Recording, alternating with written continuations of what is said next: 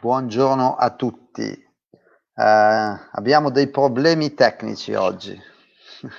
Ho provato a parlare con George dall'Uganda, ma la connessione entra e esce. E adesso stavo provando a tirare dentro Daniel Atiemo dal Ghana, ma non sento la sua voce. Vedo lui e non sento la voce. Quindi problemi tecnici. Vediamo se riusciamo a risolverli. Li sto sentendo via messaggio.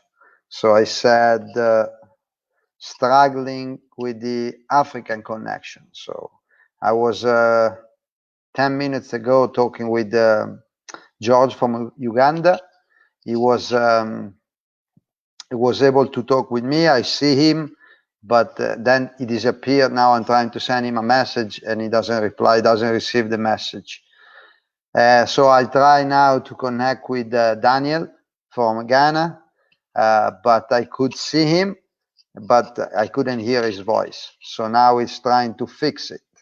I send him a message, and let's see, whenever one of the two is ready to go, I will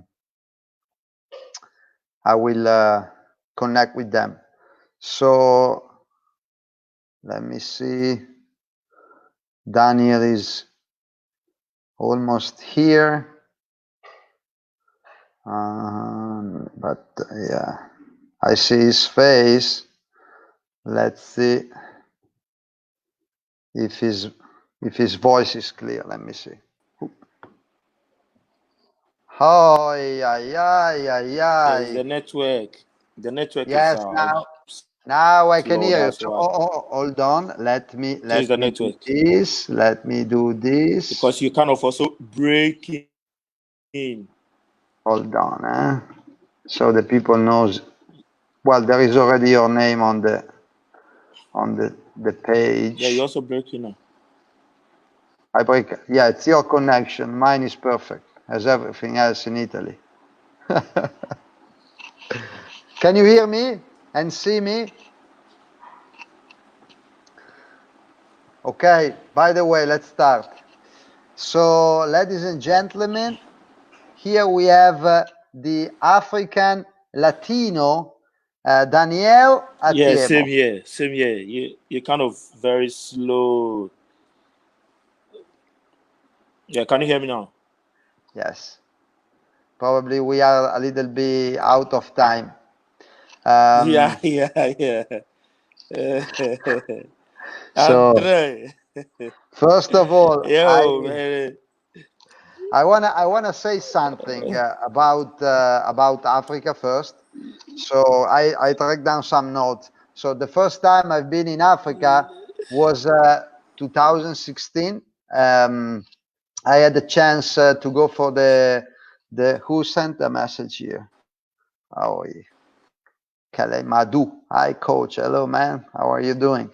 So I was in Uganda and Ghana in 2016 with Fabio Betto, and that was my first experience. I got a call from the WBSC. Hey, are you interested to go there and do development clinic? I said, yeah, let's go. So I had to go through like a bunch of shots, yellow fever, hepatitis, and all those things. But honestly, well deserved. And going to Africa has been, I consider like a gift, because I think most of the people travel to Africa to go on vacation, like doing safari, going to some of the beach. Hello, Mr. Abraham Binay, I have a story on you as well later on. So that's not the real Africa. Well, as always, Daniel disappeared, bad connection. So I go ahead with this sentence. So I've been now in like probably 15 countries in Africa, and I've been to only one safari, and was like a drive-through safari in Botswana. 2 hours started. I was still with Fabio and another friend, and that was the only time I've been like to do real sightseeing vacation. So The best experience I had there was to interact with the local people, live like not like them, because I would be a lie to say that I live like them, but try to join them as much as I could, experience their culture, visiting. And the best thing I did was visiting the schools in Africa. So I met kids. I was the bright of their eyes when they were. Oh, we have George here now. Let me see. Let me see if I connect with him. George, can you hear me? Can you hear me? Yes. Okay, great. So. Hello. Yeah, I'm here. I'm here. Always here. Yeah, I'm jumping, but I can't. Yeah. So, well, George, I was saying that my first time. Yeah, I can see you. I can see. Oh, Daniel is back, but now I'm with George. let's see how it's gonna work like this. That's typical. My typical days in Africa. You wake up and you don't know what's gonna expect for that day, but always a good time.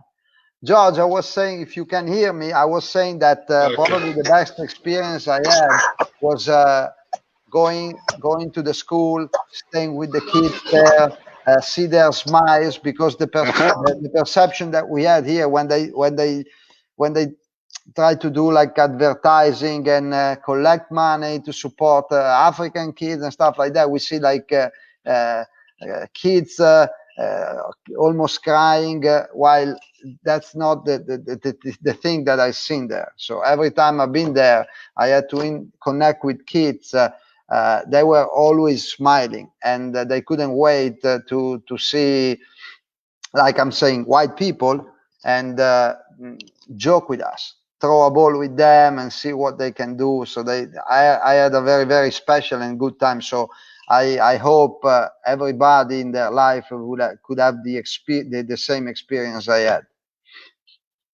George, you there?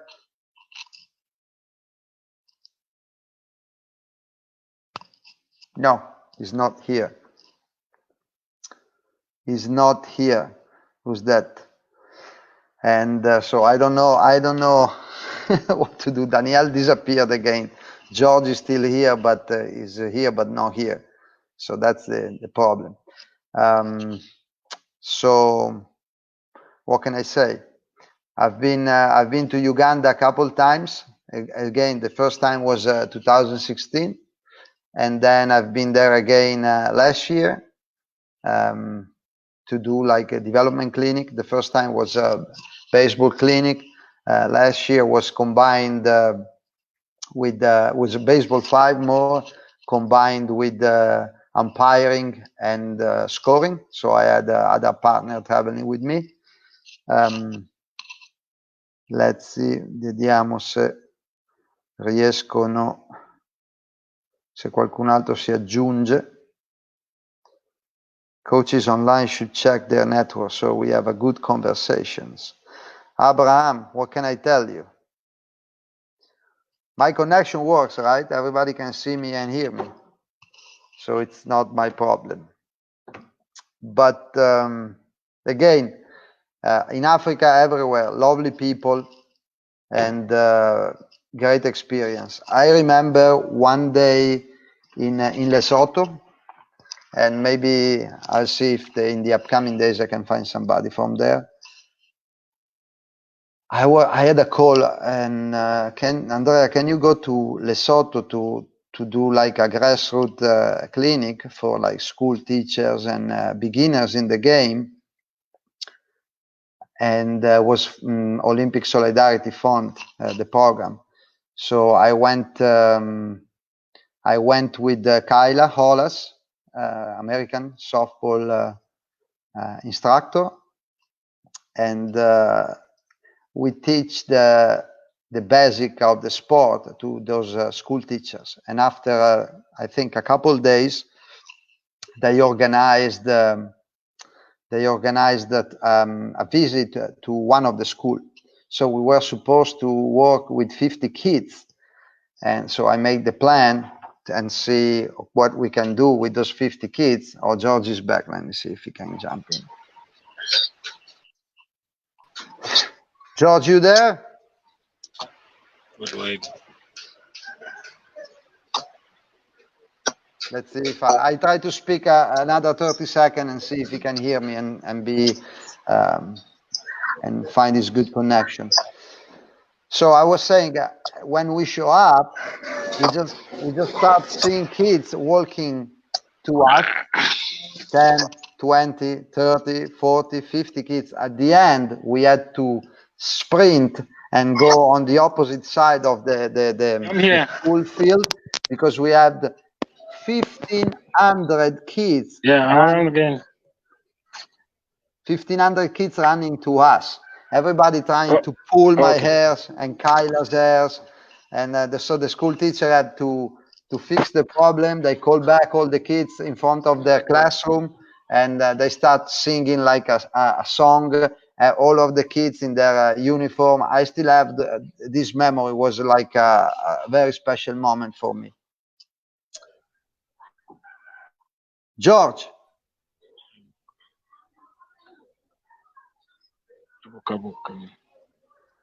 Mr. George Mukhobe.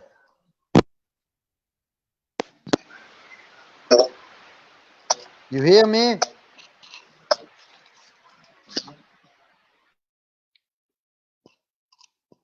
Negativo.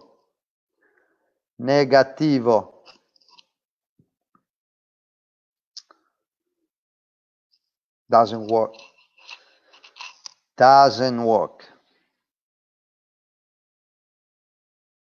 By the way, in the first time in Uganda, I remember what happened the first morning that we had to go. Well, first of all, we were in a very nice hotel, me and Fabio, and but to get inside the hotel, we had to go through the metal detector for security reason. Okay, so no, and they said, the federation said, don't worry, you're safe. I said, okay, I feel safe, honestly, but if there is a metal detector outside the hotel, it means you're not really safe, all right? Se per gli italiani, prima volta che sono stato in Uganda ero con Fabio Betto, siamo arrivati, ci hanno messo in questo bell'hotel in centro a Kampala e siamo arrivati, c'era da passare attraverso il metal detector e ci hanno detto, guarda che non c'è problema, qui la cosa è sicura, e io dico sì, io mi sento sicuro, però se c'è un metal detector ci sarà per qualche ragione, no? E niente, abbiamo passato la serata, we spent the night, let's see if George is back. We spent the night in the hotel, and the following morning, George came to the hotel to pick me up, me and Fabio, and we left the hotel and we had to drive like 45 minutes or 1 hour to get to Gayasa, where the baseball field built by JICA, the Japanese company. And the first other van that we passed by was had the picture of Bin Laden on the window. So per gli italiani, prima mattina ci viene a prendere George con il van, sparito un'altra volta, disappeared again, ci viene a prendere con il van e usciamo dall'hotel, anche lì metal detector, controlli sotto la macchina, usciamo e il primo van, che era una sorta di taxi collettivo, the other van was like a taxi, aveva sulla finestrino una foto di Bin Laden. Quindi io ero seduto davanti al lato di George e ho chiesto come mai la foto di Bin Laden. So I was sitting in the front seat by George, who was the driver, and I asked him, why Bin Laden? picture on the car, on the van, and he said, "Oh, here a lot of Muslim completely hates the white people." So molti musulmani lì odiavano i bianchi. Quindi io ho fatto esattamente questo gesto, mi sono seduto. I sit down. I was like small, like this. I didn't want anybody to see me. And we had to do for 3 days those hour of driving to get to the Gayaza field. Gayaza field was in the middle of nowhere, but it was the only field in Kampala. And I remember it was like so hot there, and no bathroom. We had to go and pee in a hole on the ground. And I remember those guys that were having lunch under the sun. And so me and Fabio went for 3 days with snack bar for lunch, and we eat everything possible for dinner in the night. But that was the first experience there. I wanted to talk a little bit with George, but it looks like it's impossible to connect with him.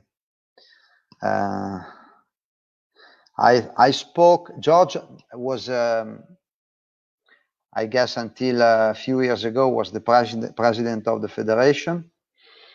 Then he has worked for the MLB in their, let's call, development program in Africa, and he attended my first clinic. Then I met him a second time the following year in Tanzania, and because it's was on the other side of the lake, the clinic we did in Tanzania the following year. And Daniel is back. And then now, let's see. Daniel.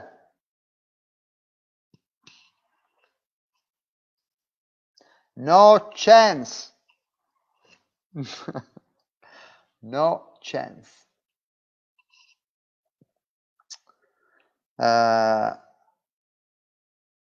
Try. No voice. I cannot hear you. So yesterday I was joking about the problems that we have to face sometimes with the language barrier when we travel, and now you understand how difficult it is to connect with the people in Africa. George has jumped in again. It's a mess now. Let's see. Again, it's a typical day in Africa. You plan to do something at 9 in the morning, maybe you start at 12 o'clock. Abraham, Coach Fabio is doing good now. Stuck at home like me. Let me see if we can do all three together until you guys are here. Whoever is able to talk here. Daniel, we cannot hear you.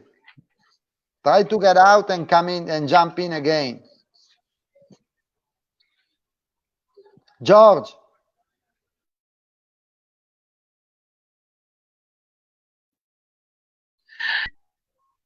Georgie. Niente. Yeah, guys. I can hear you, but it's bumpy.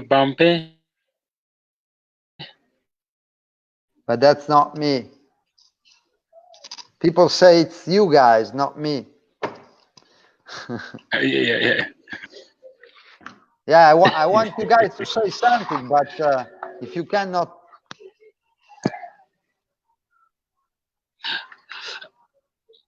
Yeah. Yeah. I think it's really bad. So much. I would have loved. I didn't hear, but otherwise, maybe I don't. Doesn't work. Our Doesn't work. technology is not like yours, but otherwise. George, at least send me a message here. Explain me the situation. Yeah. Or maybe send me a voice message, a video. I will try to do something. I will do a test. Daniel, get out.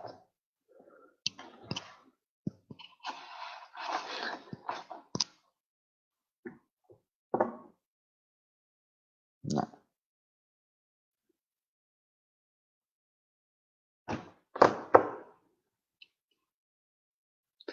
No, voice non ti si sente.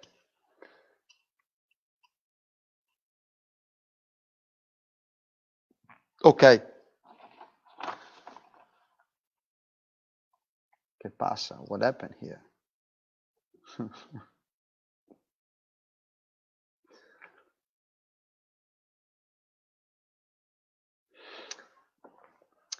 Sono un pochettino preoccupato. I'm a little bit scared about the fact that soon I will have to do some development webinar with Africa, and if this is the connection, I will be in trouble.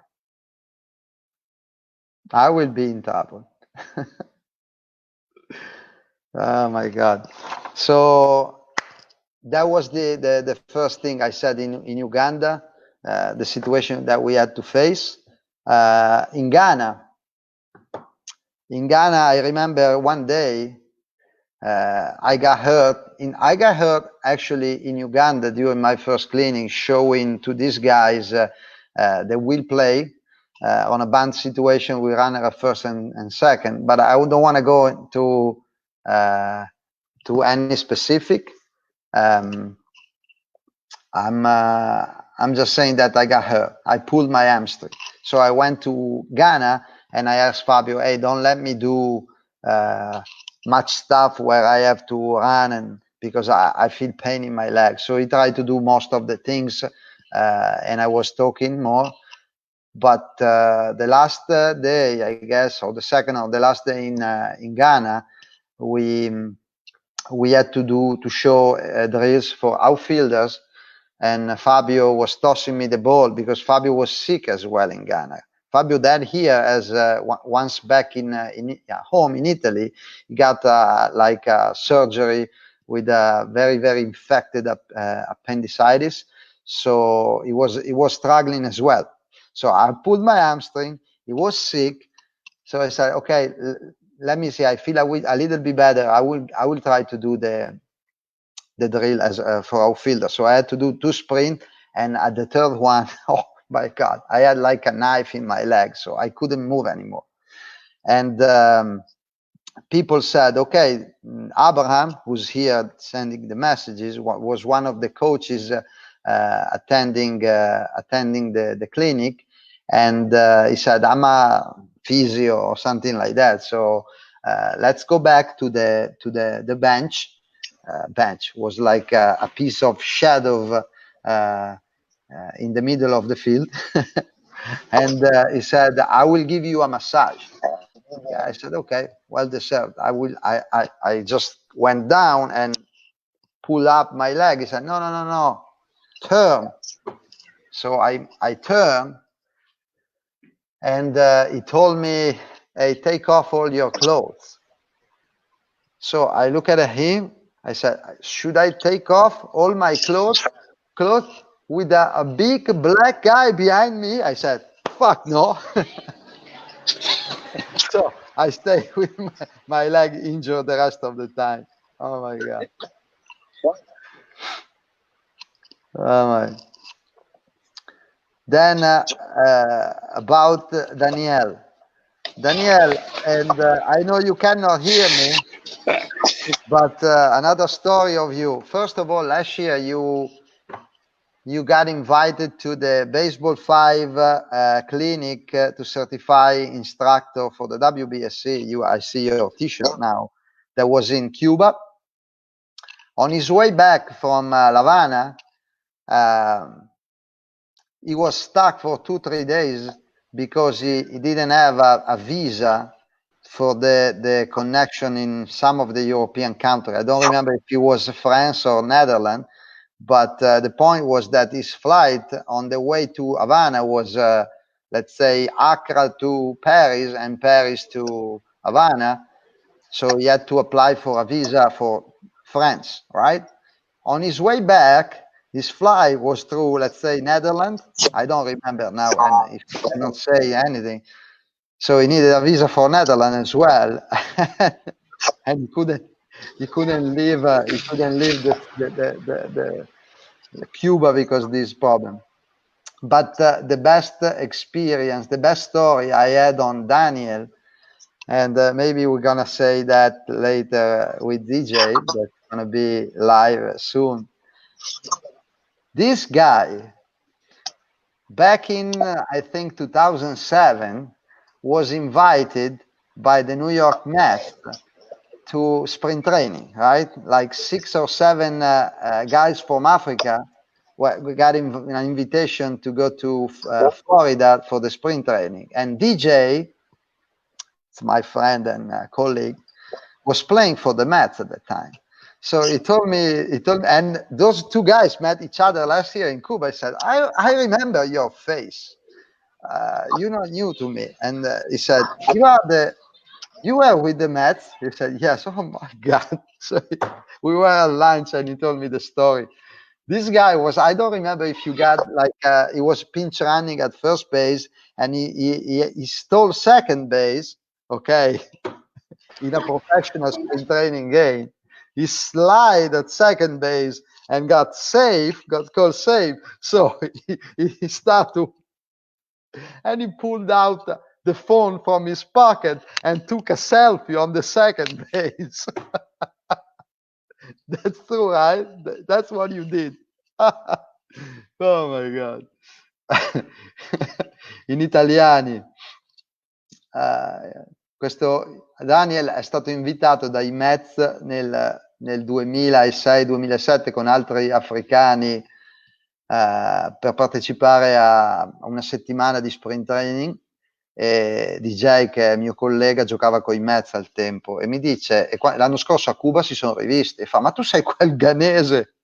E lui fa, sì, praticamente in questa partita di sprint training lui è stato messo come pinch runner in prima base a correre, ha rubato la seconda, è arrivato salvo e si è messo a festeggiare. Dalla tasca ha tirato fuori il cellulare e si è fatto un selfie. Oh, mamma mia. Bellissimo. Alferio, how are you doing? Alferio, you want to join the conversation? Hopefully your connection is a little bit better. If you want to join the conversation, tell me and I will try to connect you. Or if somebody has any question about Africa that maybe Daniel can type in or something.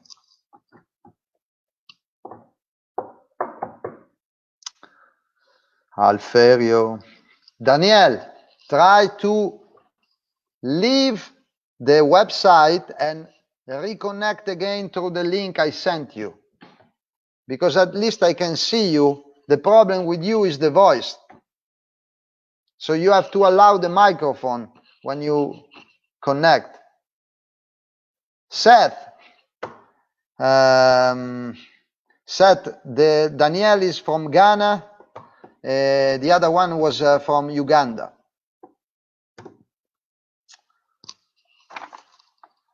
And the next guy will be from Zimbabwe. So I covered West Africa, East Africa, and Southern Africa.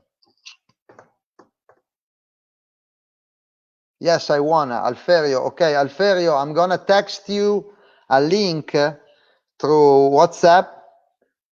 You only have to click the link, put your name, and enter the conversation. Okay? Let's see if it works with him.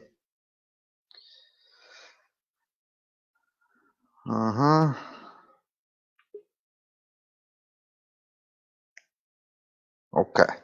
I sent you the link.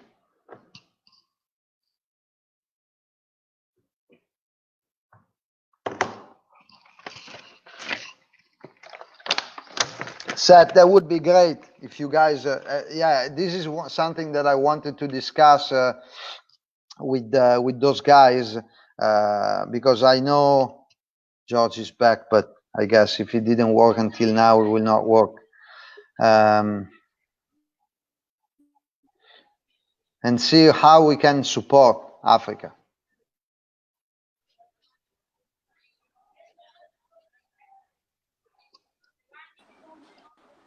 Who's there? Can you hear me? Can you hear me? It's me. Can you hear me? Yeah, I hear you. How about you, George? Can you hear me now? Can you hear me? Yes. Can you hear me now, Andrea? Yes, I hear you. Okay, good. Hey, George, how are you?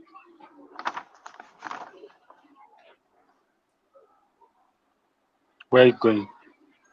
Nice, nice. How is Uganda? How is everybody? I guess you guys are safe, staying safe now. Daniel, say something. Say something about what's the situation in Ghana now. Hold on, come again. Say something about the situation in Ghana right now with the virus.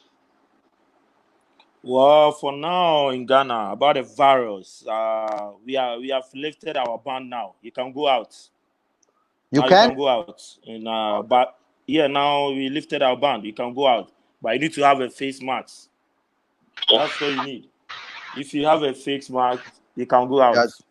Just cover your face. Yeah, that's all. You can go out. But still schools. But schools are still enclosed. Still, schools are not working, and some no social distance. I mean, like gathering and all stuff. Great. But apart from that, they lifted the ban. You can step out to go and do anything you want to go and do, but there's some other things you cannot do. Gathering. There's no gathering. There's no parties anymore. I just said no for clubbing. a second. I just had Alferio from Tanzania. Let's finish Daniel first that is talking. Finish Daniel. You said? No, go ahead. Go ahead. Are you finished? Yeah, Andrea, I'm listening. You said what? I'm just saying, you were talking about the situation in Ghana that you can go out. What about sport? Are you allowed to play baseball or do some activities, sport activities?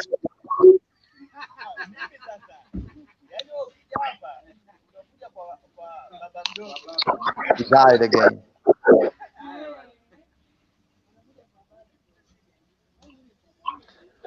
Alferio, can you hear me? Yes, exactly. I can hear you. Oh, somebody with a good connection. Yeah, always. Always. Okay, I have nothing prepared for you because this is like something like last second. So, but yeah, good. Alferio is the president of the Tanzania Baseball and Softball Federation, and I've been to Tanzania twice. It was 2017 and 2018, and I met him in a couple of WBSC Congress. So I met him many times. Funny guy, and I remember because we were discussing about the challenges that you have to face in Africa. I remember, that's a funny story. It was the first time I was with Fabio again to Tanzania, right? And no, also DJ was there that year. And we arrived at the hotel. It was a nice hotel on the lake. And the next morning, we had an interview with television and everything. So we said, oh, really? This is very, very professional. Very professional. So, and that was our day off. Then the next day, we had to start the clinic, right? So we said, okay, this federation looked like very, very professional. So he told us, be ready because we're gonna pick you up at like, I don't remember, let's say 8 o'clock in the morning because there's traffic. So okay, no problem. We get up early. We went to breakfast early, and at 7:45 we were already with our uniform ready to go to the field. He showed up at 11 o'clock. And he said, sorry guys, a lot of traffic today. I said, come on, man. So we stuck 3 hours in the lobby of the hotel waiting for you. Yeah, you have a good memory. That's what to remember in Africa, you know. That's that I remember. I'm just saying funny stories here. We don't have to go through with drama because we are living in a drama now. So just stay positive and talk about funny things. Yeah, I've just interfered in, and you know, I'm just driving, so I've just parked my car outside, aside. Then you talk to you. Then I'll go ahead with the story to my home. So now you understand why he's always late, because if something happens, just pull his car and the people will wait for him, but he doesn't care, right?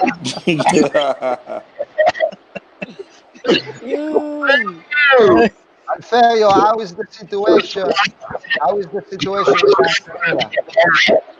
Yeah, situation in Tanzania, and now we are preparing for Baseball 5 qualifications, and we are just doing online selection of the players because we have selected some players during our last December national championship.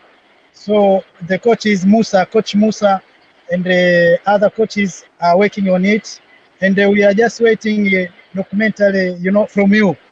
So as when you start to connect, yeah, from online, yes, any input you online, then we are ready for that online, you know, coaching extra curricular from your side.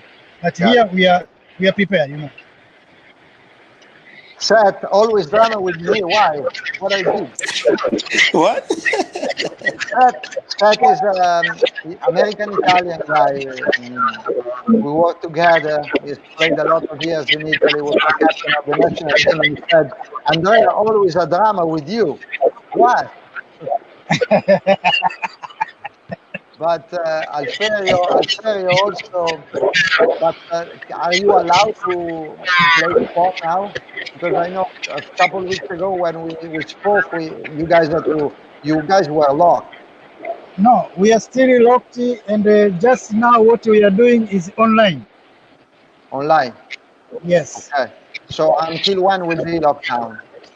Not yet, you know, known the exact date. So we still keep our ear, you know, listening to the government. Yes.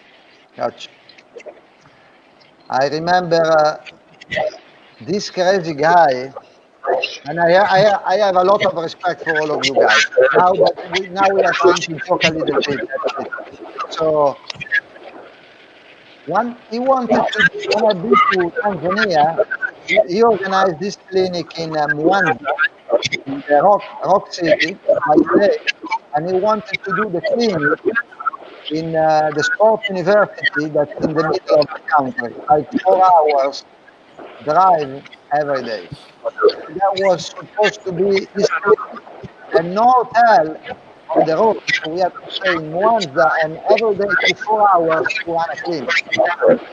And I promise you, the roads are not like the normal road. It's like a safari. Okay? Yes. The people have to go from a side of the other of the bus to keep it balanced. Okay? But I said, okay, no, I'm going to do that. We do the clinic in Mwanza, and one day we go to the university to show the students the game and involve them and engage them a little bit. But Alferio had the great idea to do like a barbecue party the night before. So, and he teaches us how to drink onyagi. That's like a very strong alcohol from Tanzania. The next day, all of us were struggling on the bench. We had to stop the van like a couple of times because the Fabio had to throw up. Yeah, where's Fabio? Yeah. Because the road, and not because all the action that we had. But oh my God, that day we had 4 hours going and 4 hours back. Yeah. And you wanted to do that every day. Every day. I appreciate your advice. It was a very good management advice. It was good. So we thank you. Otherwise, we can drive every day, 2 hours going, 2 hours coming back. And it is a real safari, as you say. Yeah, it was oh my God. What you left there. But was nice to drive to the country, see all the villages and things like that. Ghana, I haven't seen that much because we were in our nice hotel by the airport, and when the only time I've been there to clean it was the baseball field. Yes. That was like 5 minutes drive. Drive. Not that much. Hello, Daniel. How are you? I'm fine. You? A long time.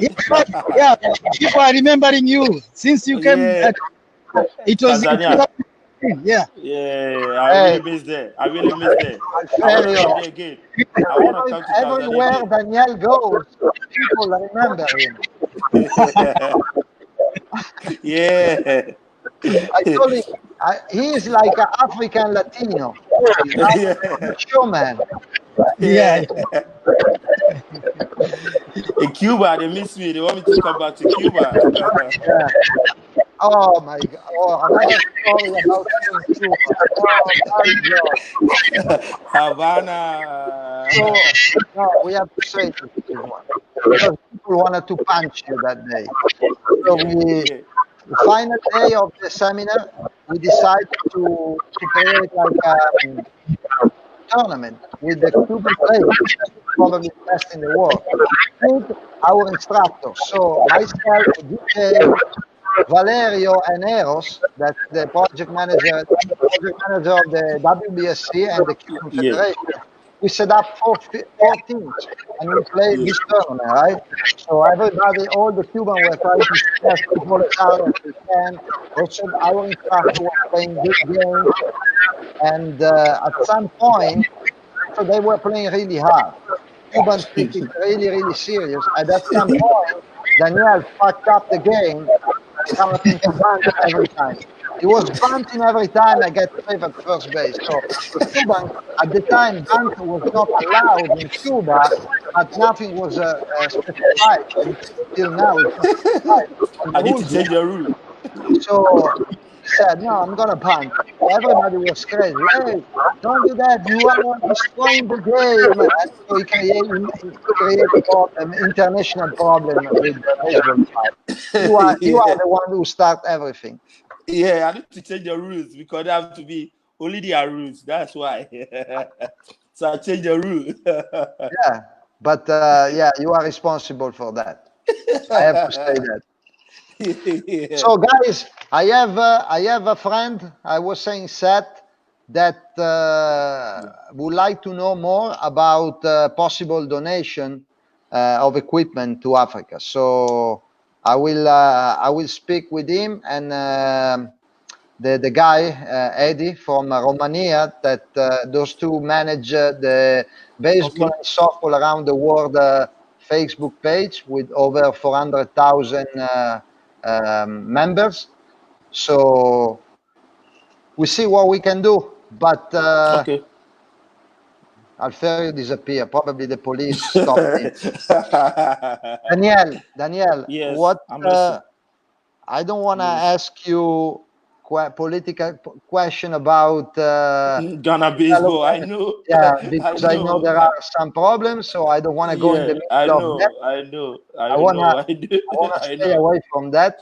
But, what do you think? What do you think? How do you see the future? Let's say of baseball, not just in Ghana but in Africa, because I know the International Federation, because I've been personally and Yeah. trying to work hard to develop the game in Africa because they truly believe there can be a future there. Yeah, it's true. We have future. The future is when we all work together. That's all I see. Like if we all come together and try to put things together, we're gonna have a bright future. We're gonna have a lot of potential guys in all of Africa. Andrea, Yeah. yourself that we have a lot of potential guys, athletic and all stuff. Daniel, Alferio just sent a message. Traffic police is behind me. I'm leaving for now. I told you. Why? Why? I told you. Oh no, I got you. I'm not going political side. I'm just saying that we have a lot of potential. So I think we need more support from the like how you said the international bodies to help us to develop more in Africa. I think that's what we need. And concerning Baseball5 too, I'm just praying that Ghana will be part of this World Cup. That's If Ghana good. should be part, I just pray that Ghana will be. But I'm still doing my work. I'm still training them, so I don't want to sleep until the call comes. So I'm doing my job. How are all the guys doing? I was saying before about They are Abraham. doing good. But Abraham is doing good, and he's also keeping pushing. Hopefully, maybe we'll be standing for the vice president for Ghana baseball. Did he found somebody to give a massage? Yeah. He's doing he's still doing that. He's still doing that. So we are doing good. We are still pushing the game, and we are not giving up. It's just that the situation that we are in now because of this coronavirus. We still have time because you guys came in late, and this video will be recorded, so will stay in my Facebook and in your Facebook as well. So tell something about you, how you start playing, what you did until when you destroyed your image in baseball during the Mets spring training. That's a selfie, right? Talking about a selfie. Well, I started this game when I was a little kid. It was I don't know what it's called baseball by then. It was soccer that we all play in Africa. Soccer that we play. But I decided, But I just saw this game. I was like, oh, because of the running, mostly because of the running. That's why I decided to join, and I was having fun with it. So later, I realized that it's a big game that I'm playing. So I need to take it serious. So that's why I got a chance to.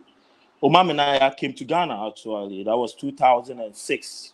Omam and I was in Ghana.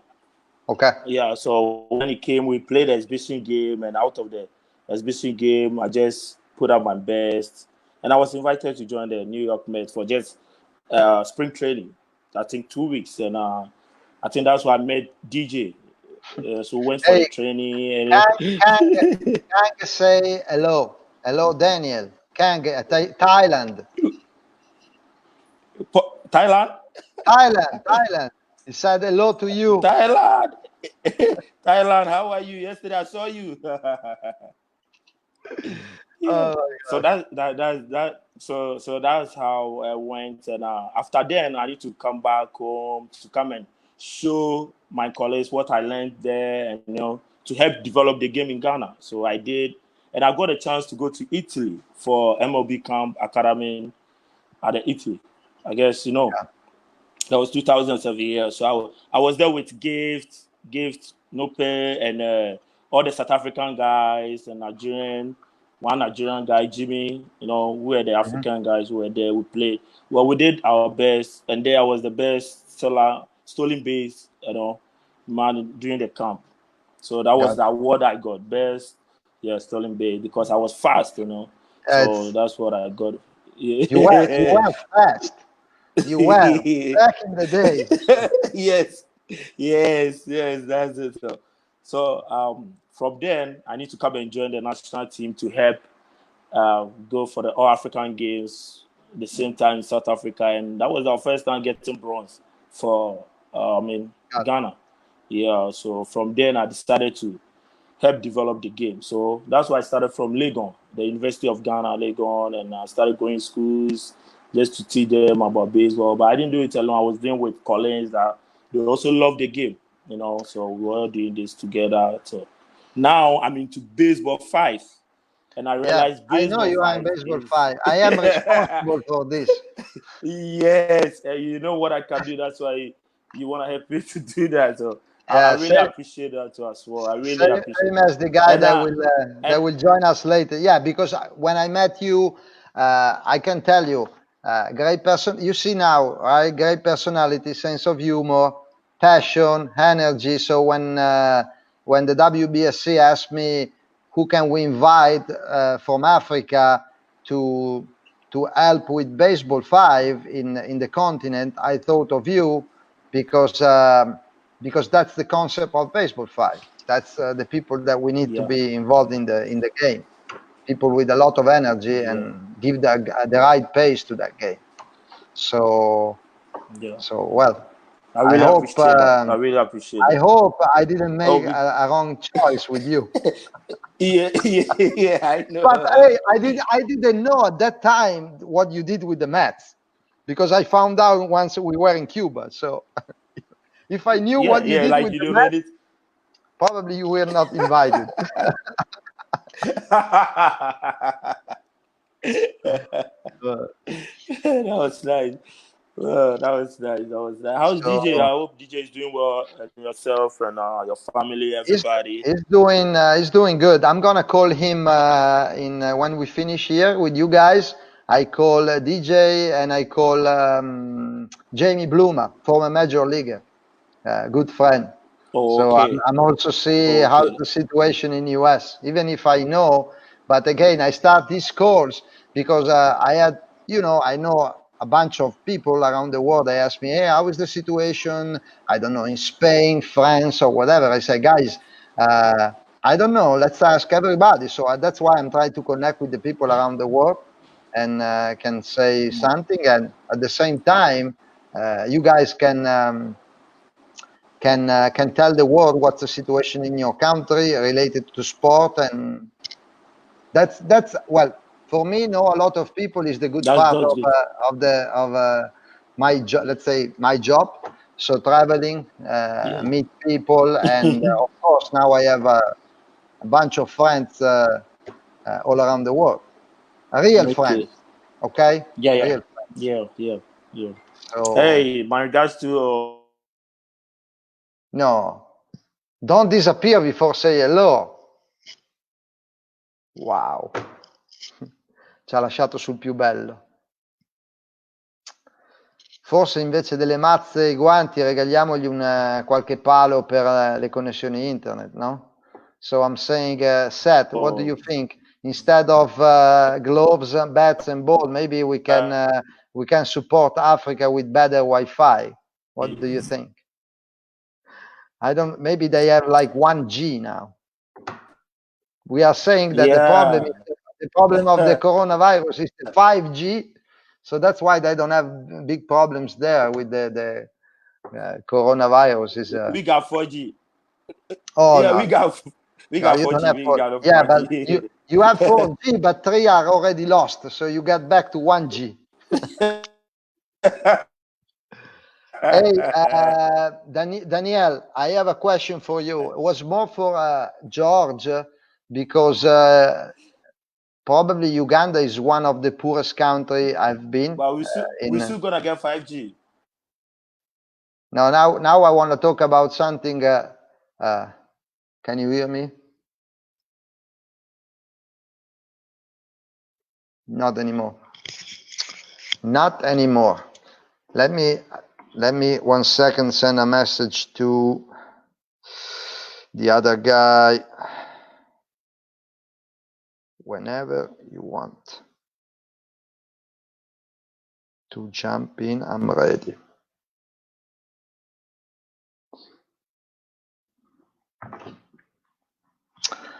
Disappear. No, I was talking with some friend in Africa, and I know in many countries the average salary is less than $50 a month, and there are a lot of people that live day by day, so they try to make what they need to survive and eat to get to the following day. So my point is, how can they sustain their families if they cannot work? So that's what I wanted to ask Daniel. I know it's not a funny thing to discuss, but it's the reality. Because I was when this virus came out, I was worried for African, not because of the virus, but because if they are stuck at home and they cannot work, they will die because they have no food. So let me ask him. He's back. Daniel, can you hear me? Can you hear me? Yeah, I can hear you. Can you Okay. hear me? Last question for you. Yeah, I can hear you. Okay. The question is, I know Uganda is probably one of the poorest countries I visit in terms of monthly salary, but I know Ghana is not a rich country at all. So I know most of the people there live day by day. So I mean, they work, they make maybe a couple dollars a day to sustain their families, buy food and stuff like that. So if you have to be locked at home and you cannot work, how can is the government to support them with food or money support, or what can happen? Because if they don't make any money, they cannot buy the food. No, government is not giving anybody when you're home. What happened is the government workers. We have government workers. Those that those that they break them to stay at home. That one government pays them even when it's time for. But we individually that we are not working under government. Can you hear me? Yeah. Yeah, we individually that we don't work under government or private sector or whatever. That one you take care of yourself. You don't get any support from anyone. So okay, if you don't work, how can you make the money to buy your food?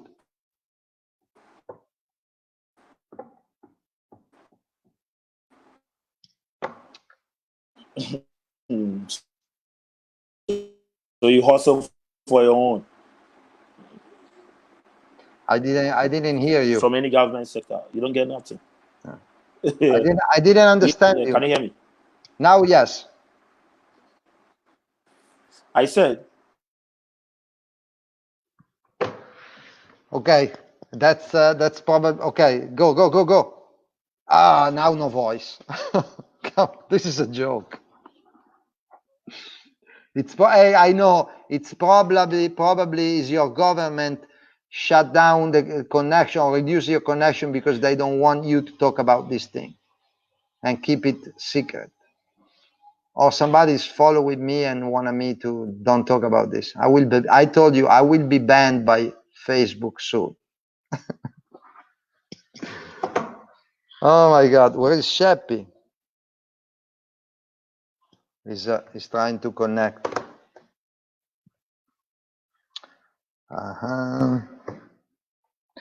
Daniel, no voice. You no voice.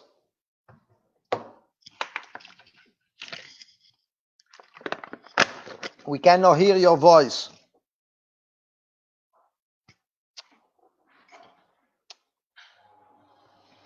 We can't hear your voice. I'm waiting for the last guy.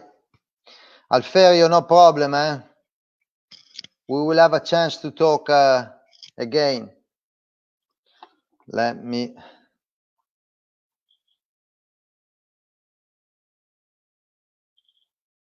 see if this guy is coming.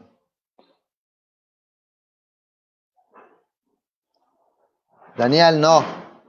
I cannot hear you. Watch out, the gov. I would come in for you too. Randall, keep it secret, please. I already have a lot of problems myself now that I have no job. Hey. Sheppy. Daniel, do you know Sheppy? Zimbabwe, yes, I think so. Daniel disappeared again. Okay, let me see. Sheppy! Hey, Andrea, how are you? Tell me that you have a good connection, please. I hope. I think my connection is going to be a little bit better. Okay. So I hope it's going to be better. I struggled for an hour because I had my mind set to follow a structure, and everything was messed up because the connection. Yeah, well, it's tricky this side. It's Africa, you know. We're a little bit behind. I know. I said that's what happened every day in Africa. You wake up with a plan, and you have to be flexible and creative and adjust your plan. Yes, you should always be flexible. Yeah, absolutely. Yes, yes. So I want to do something, Sheppy, because I couldn't do it, and I'm like a baby now, joking with this software, and there is the banners where I can actually put the names and things. So it's funny. I told you I'm like a baby doing nothing at home. So let me see. Okay. So it's good you've been doing something with your time. Yeah. Maybe now I spell it wrong. Let me see. Zimbabwe. Save. Boom. Sure. Is it correct? Okay. Very correct. No. Yeah, it's not bad. There's no Sibanda. There's no H. It's SI only. No H. Okay. Yeah. I told you. Maybe I was wrong. Not bad. Not bad. Sibanda. How can I do it? Sibanda. Yes. Just remove the H. I try. Okay. Save. Okay.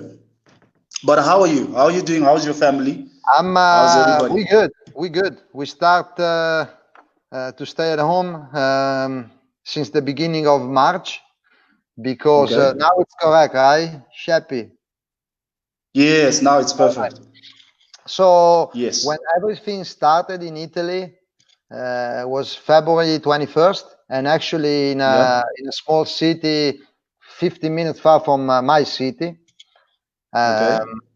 I remember my daughter had to fly to Spain the next day for like school, and they canceled the trip.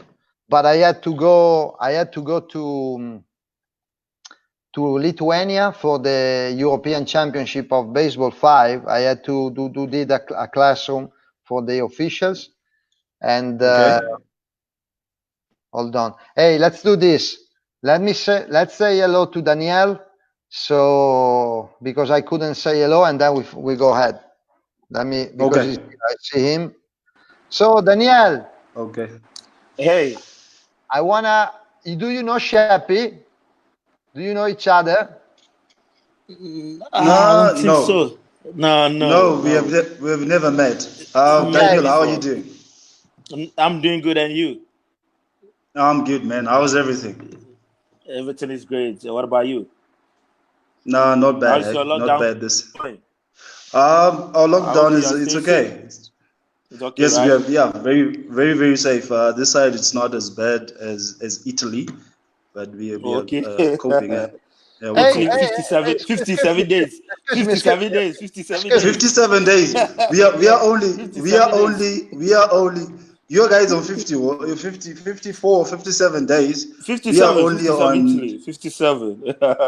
Yes, 57 days. Can I say something? It's my Facebook page. Okay. Daniel, are you joking with me? So we spent an hour. We spent an hour talking each other, and your connection was shitty. You couldn't speak. Now there is no connection, and you speak each other fluently. No delay in the conversation.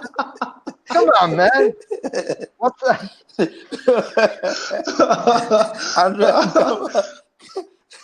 It just happened. I brought good connection. I brought the good connection, so don't worry. That's why. That's it. That's it, man. Yes. That's it. I think Yes. Italy, we got problem there. Yeah. Yeah. Okay. That's You true. gave him back the 3G he lost on the way. Yes, So now yes. I gave him. Now I just 4G. borrowed him some 3G. So now I got Yes, I 4G. borrowed him some 3G. Now he's got 4G. So now, Everything is good. Everything is perfect now, eh? Great. Yeah. Yes, everything is perfect now. Okay. So Daniel, I wanted to say thank you for your time. Okay. You're welcome. You're welcome. Now that at least I can Appreciate. say hello while your connection is good. Probably I start talking and you will disappear at some point. But no, really, I hope to see you soon. Since we're gonna do this qualifier in Africa, if you guys will participate, and if I will be allowed to travel, I don't think anytime soon, but maybe in the fall, maybe we can work together during that. Or I can see you there. Yeah, sure, right? sure. I'll meet you there. Okay, take care. Hey, man. Thank you, Daniel. Cheers. Ciao. All right, cheers, Daniel. Okay, ciao. All right, bye. Bye. Bye. All right. Oh, bye. Okay, kick it out. Yes. So now I was saying that the next day I fly to Lithuania, and I wasn't sure once I had to fly back home if I was allowed to enter the country and come back to my city, because I was really close to the red zone where everything was locked since February 21st. But so I got back to Italy. It was March 2nd, and I was supposed to do a seminar in Rome for coaches and game officials. So that week I was just working at home on finalizing all the presentation and stuff. And on Wednesday I got a call from the Italian Federation, and they told me that the National Olympic Committee canceled everything. And at the end, on March 9th, so that weekend, or March 8th, I don't remember, the Prime Minister in a live show on TV said, sorry, my region locked. So I was I was in front of the TV. I said, what I do now? Maybe I go somewhere else. But and I promise you, a lot of people just escaped from their city. From Milan, a lot of people went to the south of Italy, and but the next day, since you know the people that moved from north to south, the virus was spread everywhere here. So they decided national lockdown announced was I think March 11th. So we are in lockdown then, but I'm personally at home, stuck at home since March 2nd. So today is day 56 at home. But I think for you, it's okay for you to be stuck at home. You barely spend any time at home. You're like 2 days at home, then you're gone to the next country. So I think for you, day 57 is not bad, because I don't think you had 57 days the whole of last year for you to be at home. No. Absolutely no. Yeah. So for you, it's okay. Yeah, probably for my family, no, because they see me every day, and you know, at some point they said I'm now in my own house. I'm like a guest. I when I'm home. So, and we say in Italian that the guest is like the fish. After 3 days, it's stinky, so you have to throw in the garbage, right? Throw out the garbage. Yeah. But okay. But what I want to know, because in Zimbabwe, we haven't had like a real experience with coronavirus. It's not as it is in Italy. So I feel like most people haven't had the, like real close encounter with it. We have an idea, like watching on TV, what's happening in Italy, what's happening in America, what's happening in Europe, basically. But we haven't had that. I feel like some people are still a little bit reluctant about it because they feel like it's not close. So I just wanted to find out from you, like, how is it? Because really, like, how serious is this thing? since people are just watching right now, you know? Well, I can tell you that it's really serious. I mean, in my hometown has been hit really hard, and I don't know if it's the first or the second one in Italy in terms of deaths on the percentage of the population of the city. So my city was terrible, and I'm not going into politics. Details, yeah. Not just detail. Detail. I can go through detail and say that people are like suffering a lot with this virus. Yeah. So yeah. It's not like, well, the majority of the people that got the virus, they have no symptoms or little. So like a normal flu, you got fever, not high fever, you sneeze, cough, but not that bad. But for the people that, and it's like, let's say 10% of the people with the virus required hospital. And especially at the beginning, our hospital were packed, full. So completely was in a big emergency. So we had that issue at the time. So the hospital couldn't take all the patients that needed treatments, and we had bad situations since the beginning. So and you cannot breathe. Was bad. I know a lot of no, not a lot, but I know some people that died for that. Were more like well, old people, no, because one coach of my hometown died and he was 67. So it's it's not was not young, but was not that old. He could have survived. Went easy, so, but due to the virus, what can we do? Yeah, I understand. Yeah. Try to respect the rules as much as possible. Just stay at home. Go to the grocery store to buy food. Food. Yeah. Yeah. I can tell you that I haven't hugged my parents since 2 months. Much now. Yeah. Wow. I've seen only them once from the window of my car because I had to go to the house to pick up something for my garden. But I asked my dad, please put it in the car. And that's it. I've seen them, but I didn't even touch them. There was the window of my car. The car, yeah. But I don't want to. So that's so that's crazy. That's crazy. Yeah. Sheppy, let me say, Alferio, you know Alferio from Tanzania, the president of the federation? No. Yes. Okay. He jumped in before because George from Uganda couldn't, his connection was bad. So I'm just saying hello to Alferio. Okay.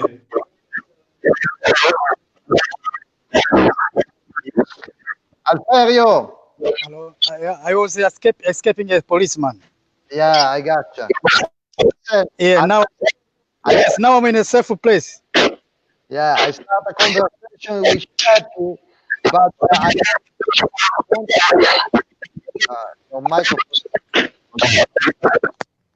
I wanted to say hello. Yeah, because I shut down his microphone. He's in the middle of the jungle.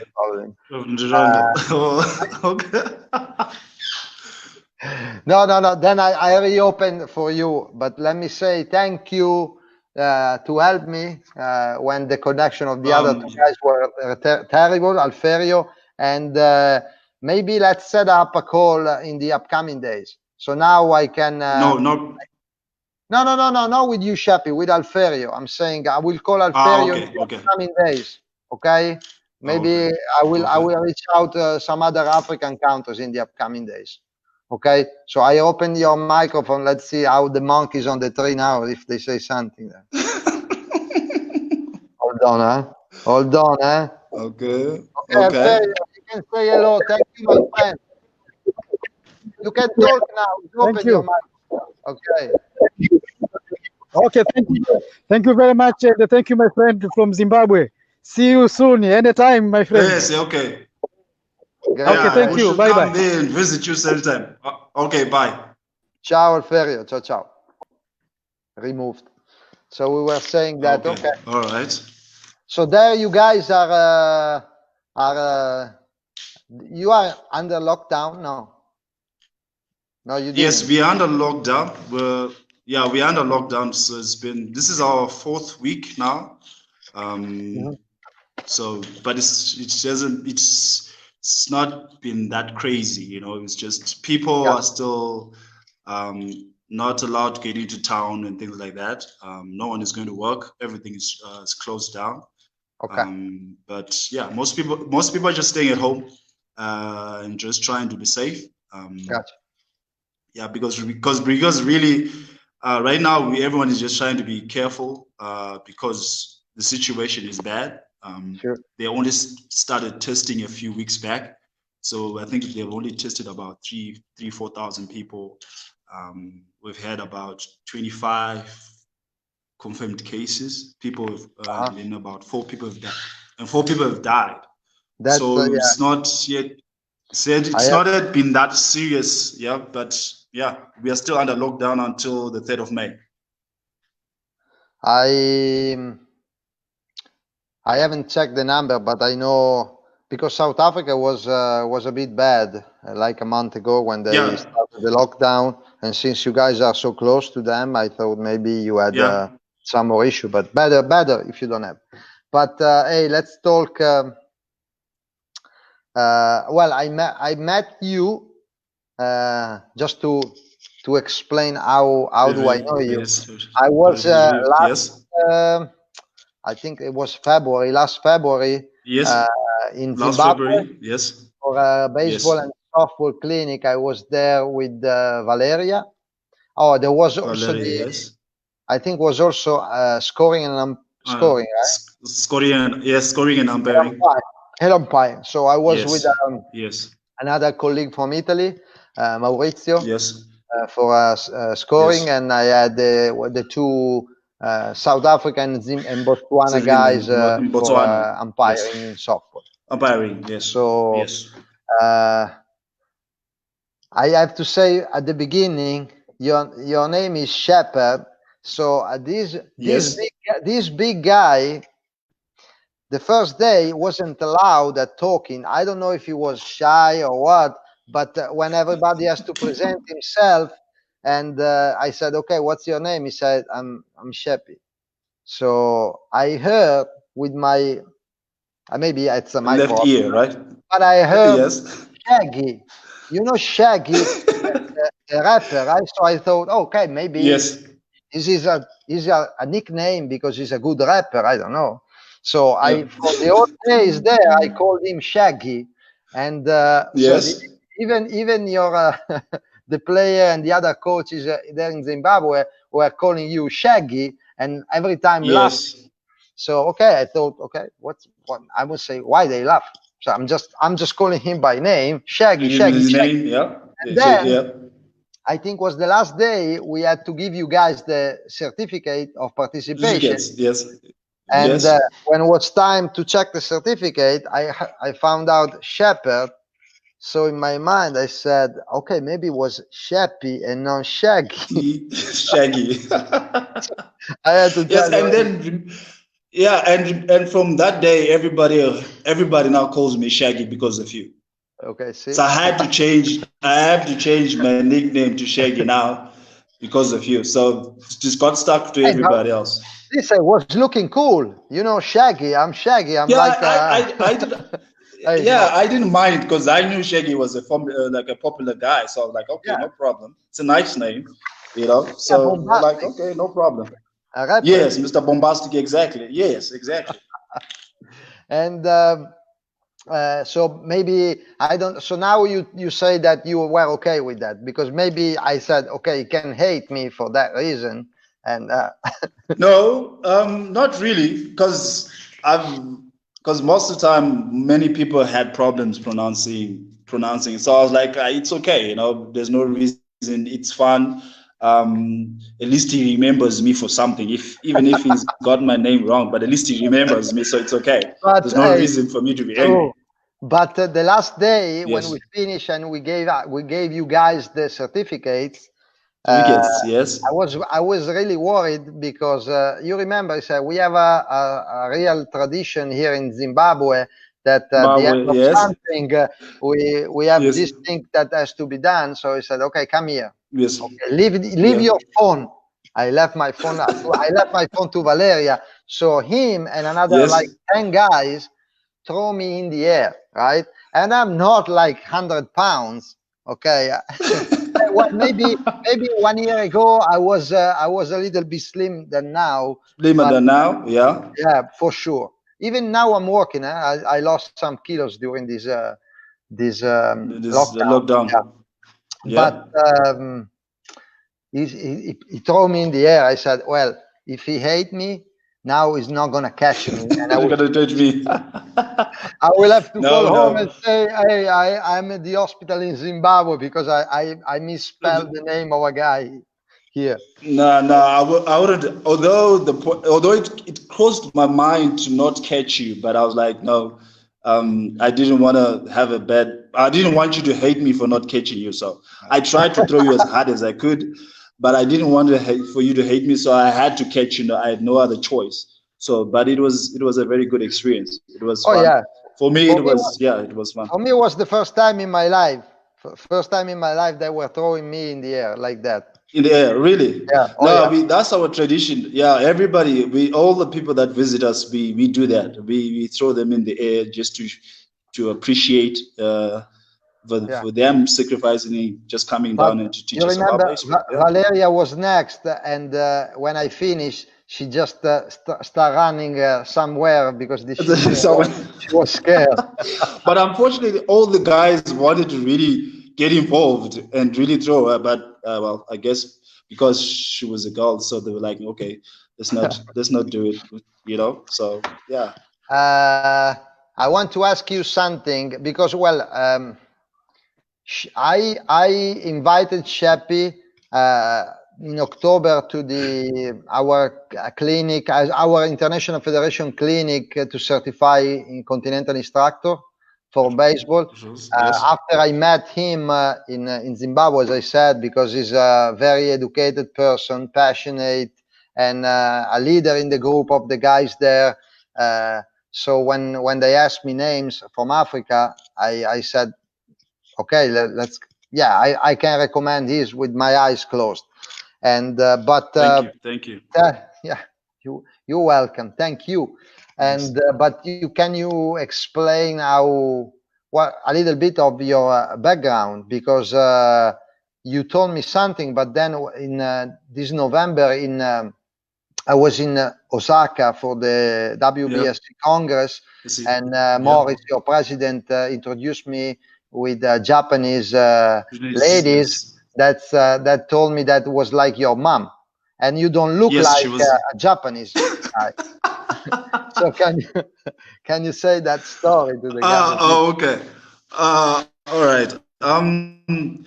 Well, I started playing baseball when I was still in school, actually. So when I was in grade 5. So the Japanese people are the ones that came and introduced baseball to us when we were in school. So the funny story is I actually ran away from class to join baseball because I didn't write my homework and my teacher was going to beat me up. So because of that, they came and they said, anyone we want to introduce to play baseball. We didn't know anything about baseball. I was more of a cricket player than a baseball player. So then, yes, we got involved. I got involved. From there, I fell in love with baseball. I've been playing baseball ever since. Then got the chance to represent my country in the All Africa Games 2003. We went to Nigeria and we won a bronze medal. So that was the highlight of my playing career, of actually having a medal.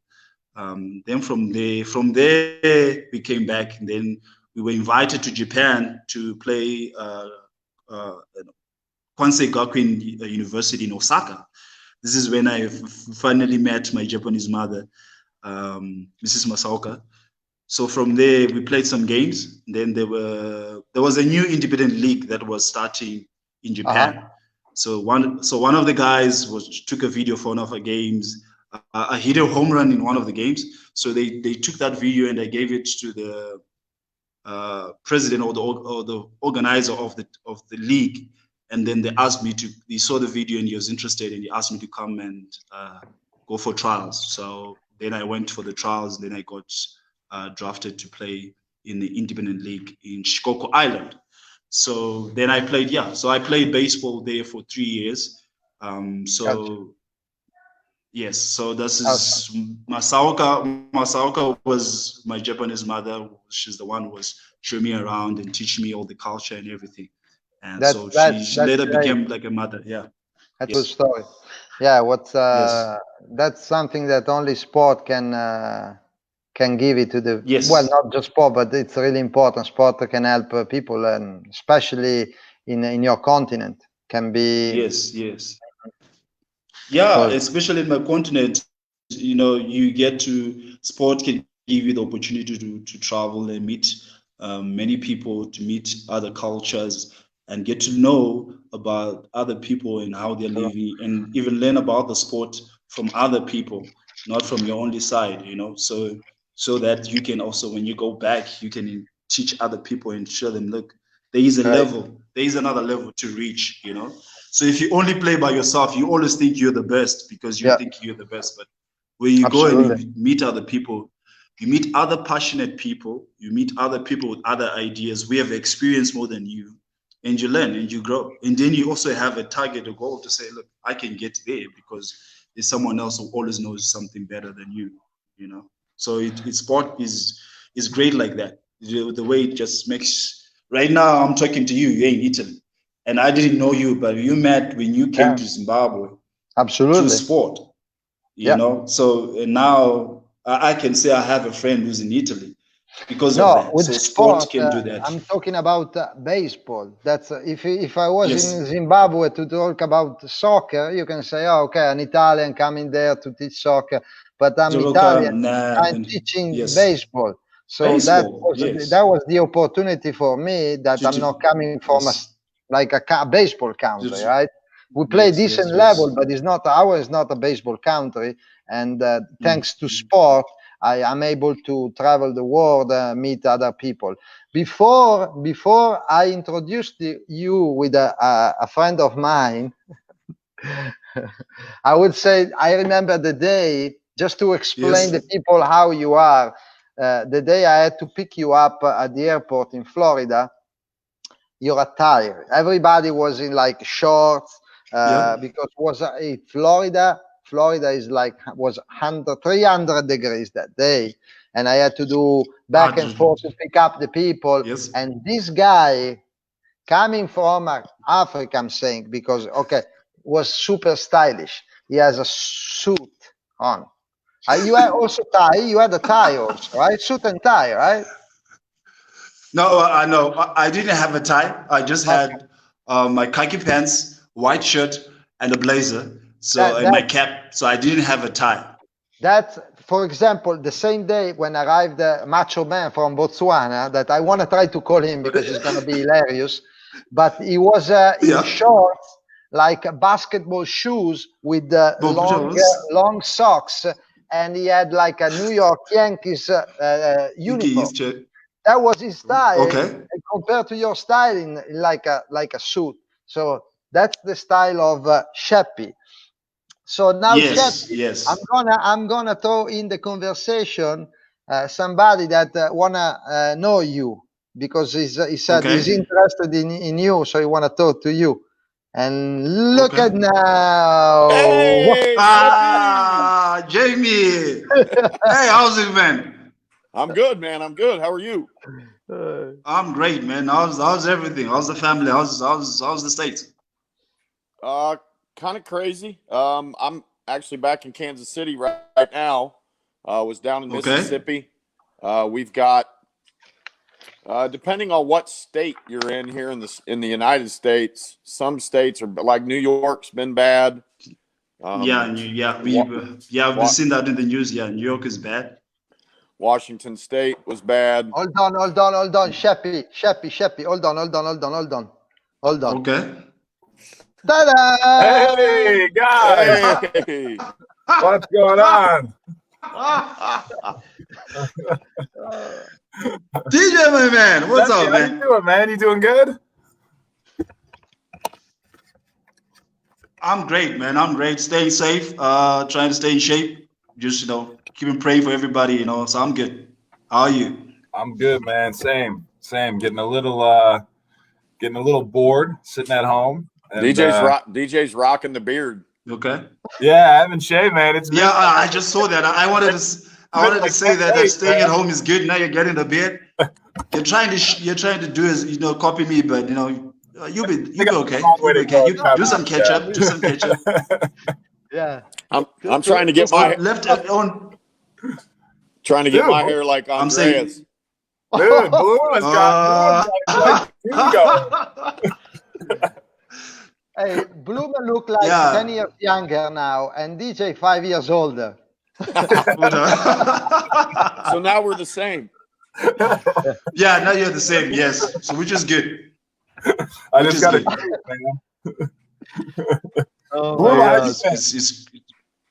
I'm good. I'm back in Kansas City right now. I was down in Mississippi for a month, and then had some things to take care of here.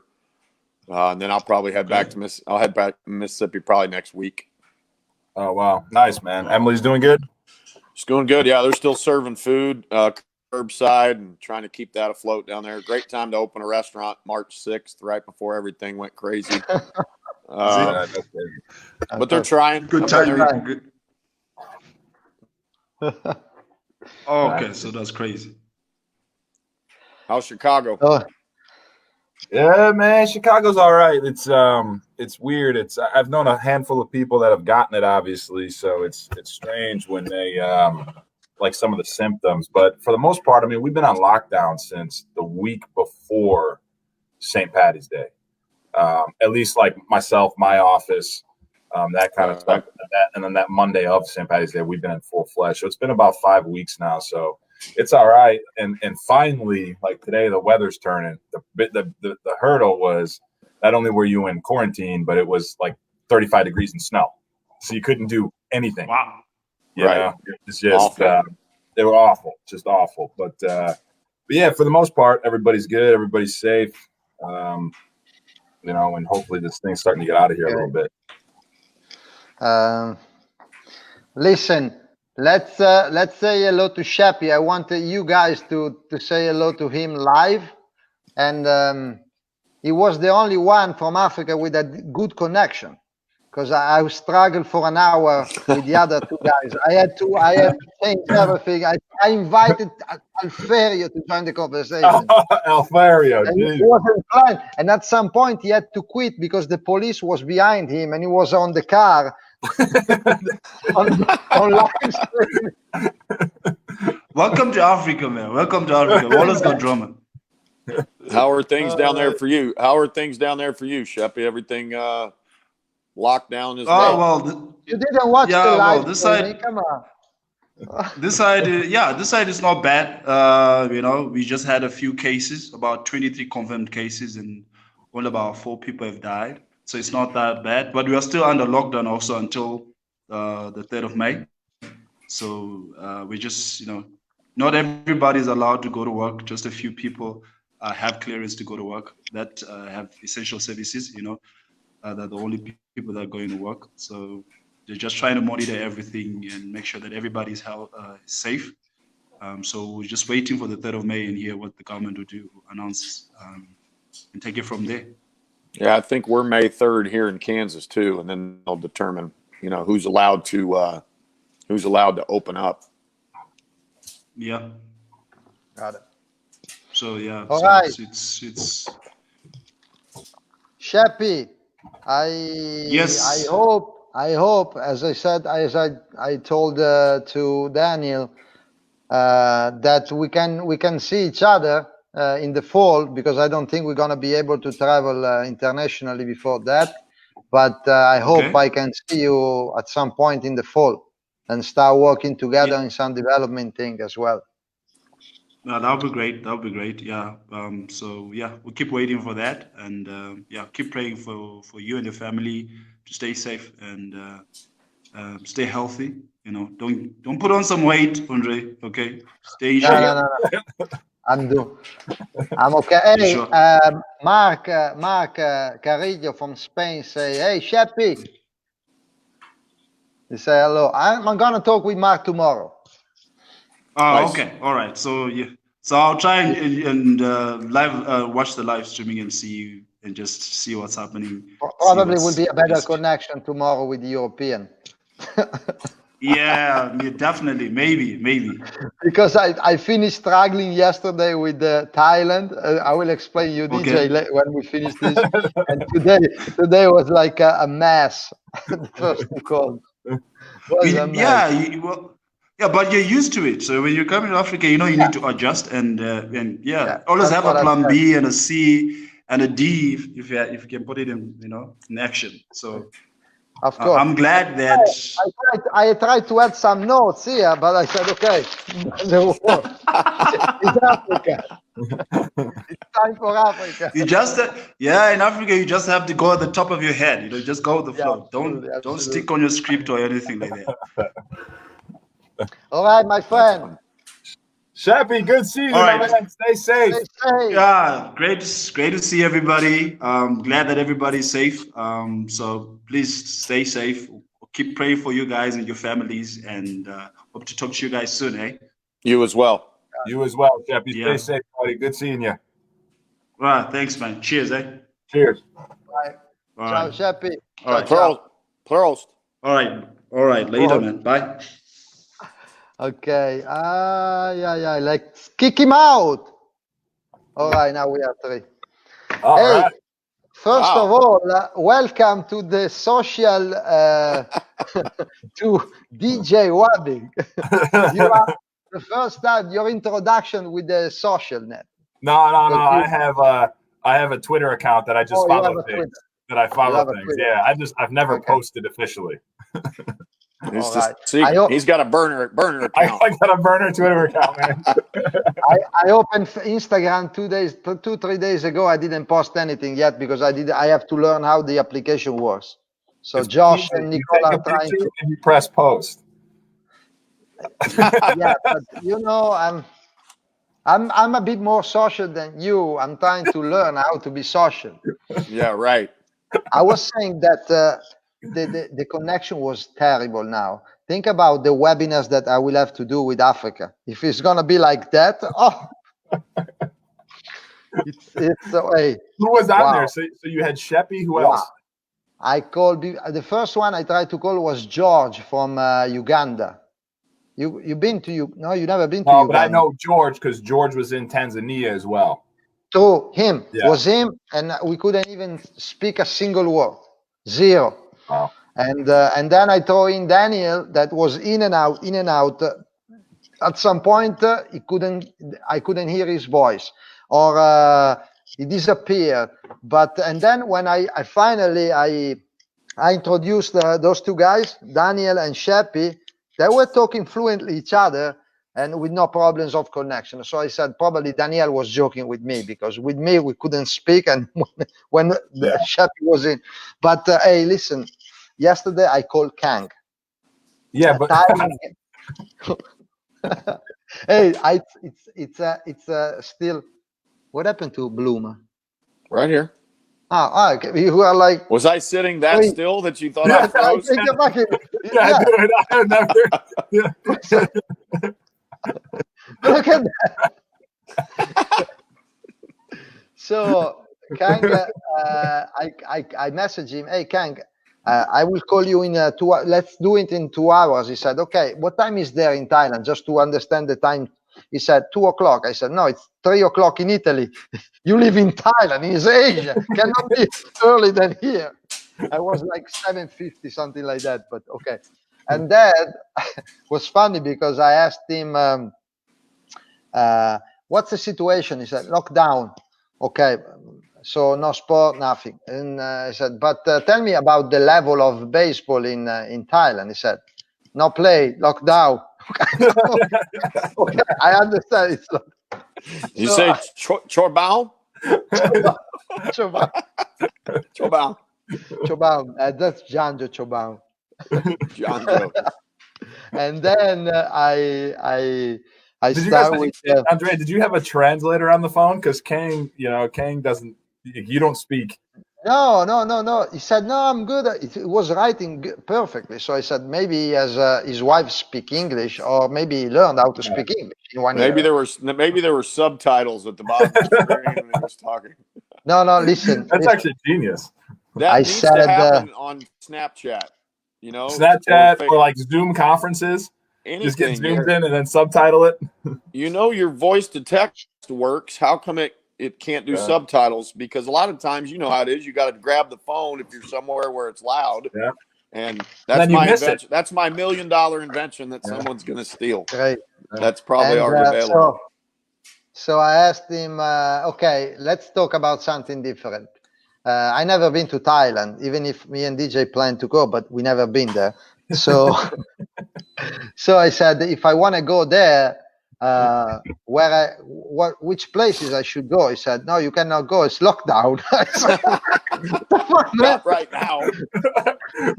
So I said, okay, no, stop. I said, Kang, example.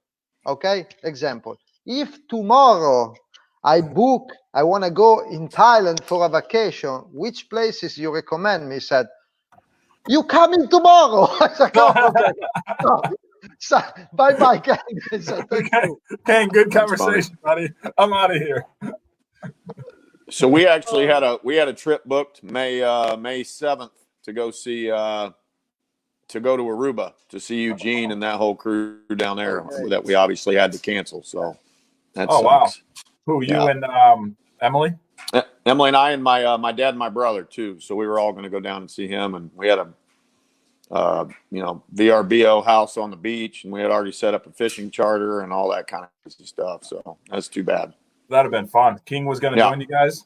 Yeah, and then his scout that signed him that knows a couple other buddies of me, and then Sidney Ponson actually runs a fishing charter down there. So we were going to try to, get everybody together, hire a chef at the house where all the fish that we supposedly were going to catch, and so that all got shot down, obviously, with all this crazy. So hopefully we'll get to do it maybe in the fall.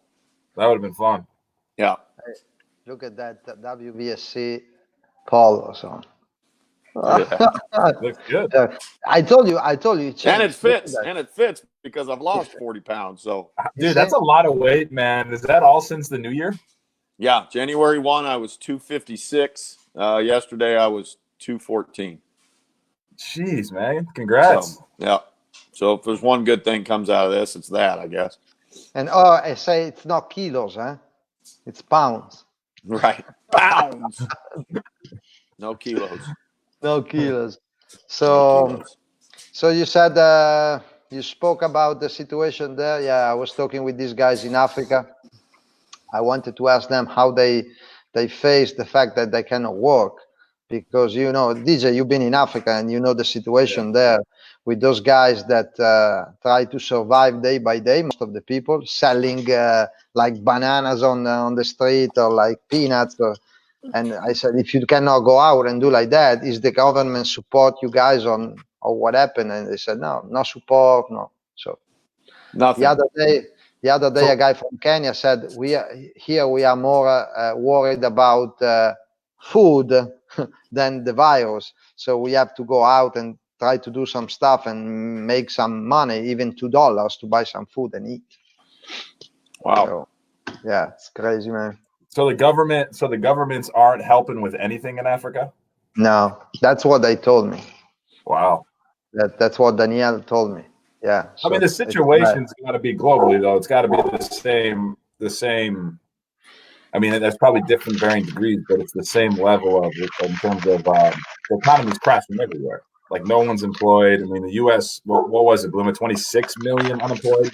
Yeah, I saw another 5.5 million more last week. Yeah, I mean, it's one in seven people is unemployed. Yeah, that's crazy. It's crazy. That's way more than after 2007, right? 2007. Oh, absolutely. Yeah. 2008. And the difference too, like 2007, it kind of happened over a period of time. Like people started losing their jobs. This has been in 3 weeks. You just that many people unemployed, bam, quick. So Fabio, say hello. Tell Fabio hello. What's up, Fabio? We need to talk some shit about Fabio because I asked him, hey, join the conversation. He said, no, I'm hiding. I follow, but hiding. I said, okay, you don't want to join? We're gonna talk shit about you. Hey, sit down, come over here. Where's he hiding? And who's he hiding from? From us. How's Fabio doing, man? I locked at home. But as me, he lives in the middle of nowhere, like with a lot of fields around his house. So at least, but I shouldn't say that when we are on a social media, but he can go out and walk a little bit, even if we are not allowed. But we will start. We are waiting for tomorrow. The Prime Minister say if finally they already anticipated that May 4th we will be allowed to go out. Yeah. I know that there's some states. I saw Tennessee and Georgia. They're letting salons and gyms and all that stuff open back up. Barbershops, yeah. Barbershop. Yeah, how are you supposed to social distance when you're getting your hair cut? I don't know. So it's going to be interesting. But Boomer, think about that for sport. Like, it's not only a is this like, because I've still been talking to different people, within like USSSA, like, hey, when are you going to start? And it's different depending on the state.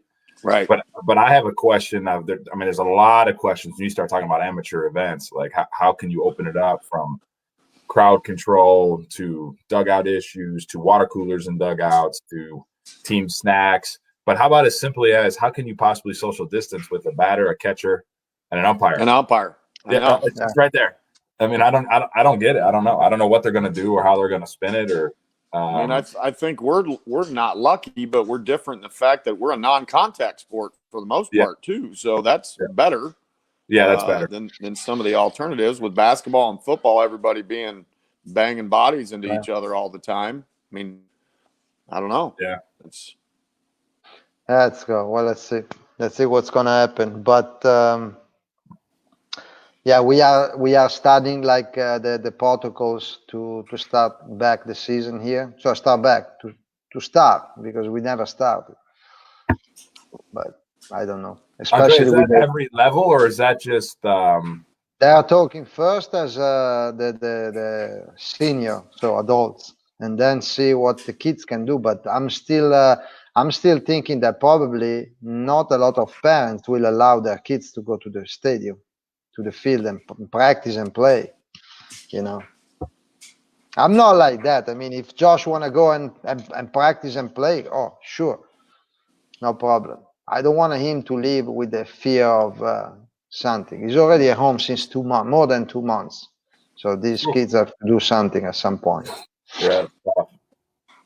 Kids are going to be chomping at the bit to do something. You just don't want to. I mean, I know here we don't want to be the people that if somebody were to get sick and something happened at our academy, we're done. Yeah. That would probably be it. I don't know how you can overcome that if you end up being part of the problem. And if it takes longer than we expected, but everybody's safe. I mean, I feel bad for seniors in high school and that kind of thing this year. You have to respect the standard of security for sure. Right. And about to your point, seniors in high school, seniors in college. I mean, it's going to be such a trickle down effect with the draft. I mean, the draft's going from 40 rounds to 5 rounds. Yeah. So you had 1,200 guys drafted. Now you're going to have 150. Yeah. And then it's just think about it. I wouldn't have been drafted. Right. I mean, right. You think about that. I mean, it's and then and then they're contracting 40 teams in the minor leagues, probably. Yeah. That's what I heard. Yeah, that's what I heard. I heard some of those leagues, like the Appy League and stuff like that, is where they're going to start. Yeah, short season and rookie ball probably be gone.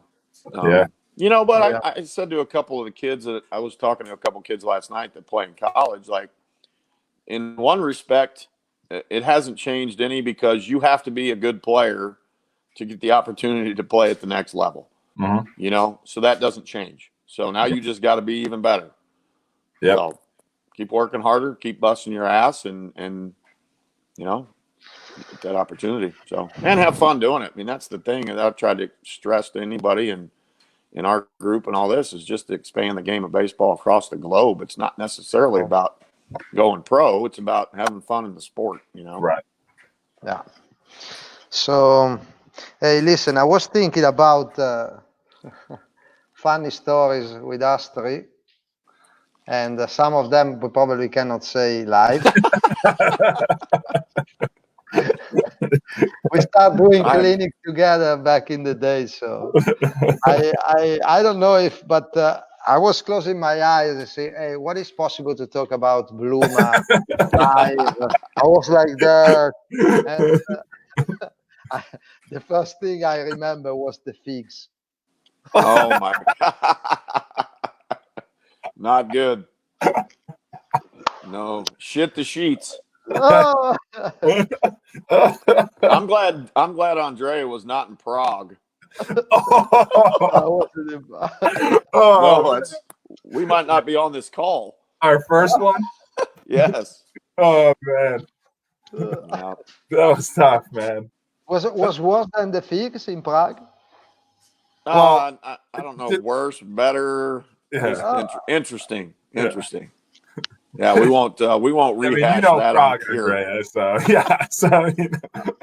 Yeah, that's for a private conversation. Yeah. Okay. I understand.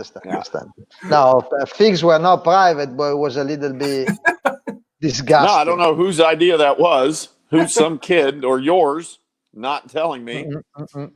Yeah. Maybe Fabio. So you wanna tell everybody the story, or I can tell the story. I got a couple good poop stories if you want to hear them. Go ahead. I want to hear the Major League story, right? So it's a minor. I'll tell you two stories. So I'll tell you the fig story and then a AA story, not a big league story. Go ahead. The fig story is at a camp. Where were we? We in Bologna? Bologna. And there was a fig tree at the field near where we were sitting down to have lunch. And one of the kids said, "Hey, man, try one of these figs. They're ripe. They're ready to pick. Good." So I had one, and then I had two, and then I had maybe the third. I don't know. They were delicious. So we finished our camp. We go back to the hotel, probably 4 o'clock, and then we have to be ready for. Well, dinner's not till 9, so you got time. Dinner's late. You got time for a nap. So as I laid down to take a nap, I farted while sleeping, and I shit the bed, literally.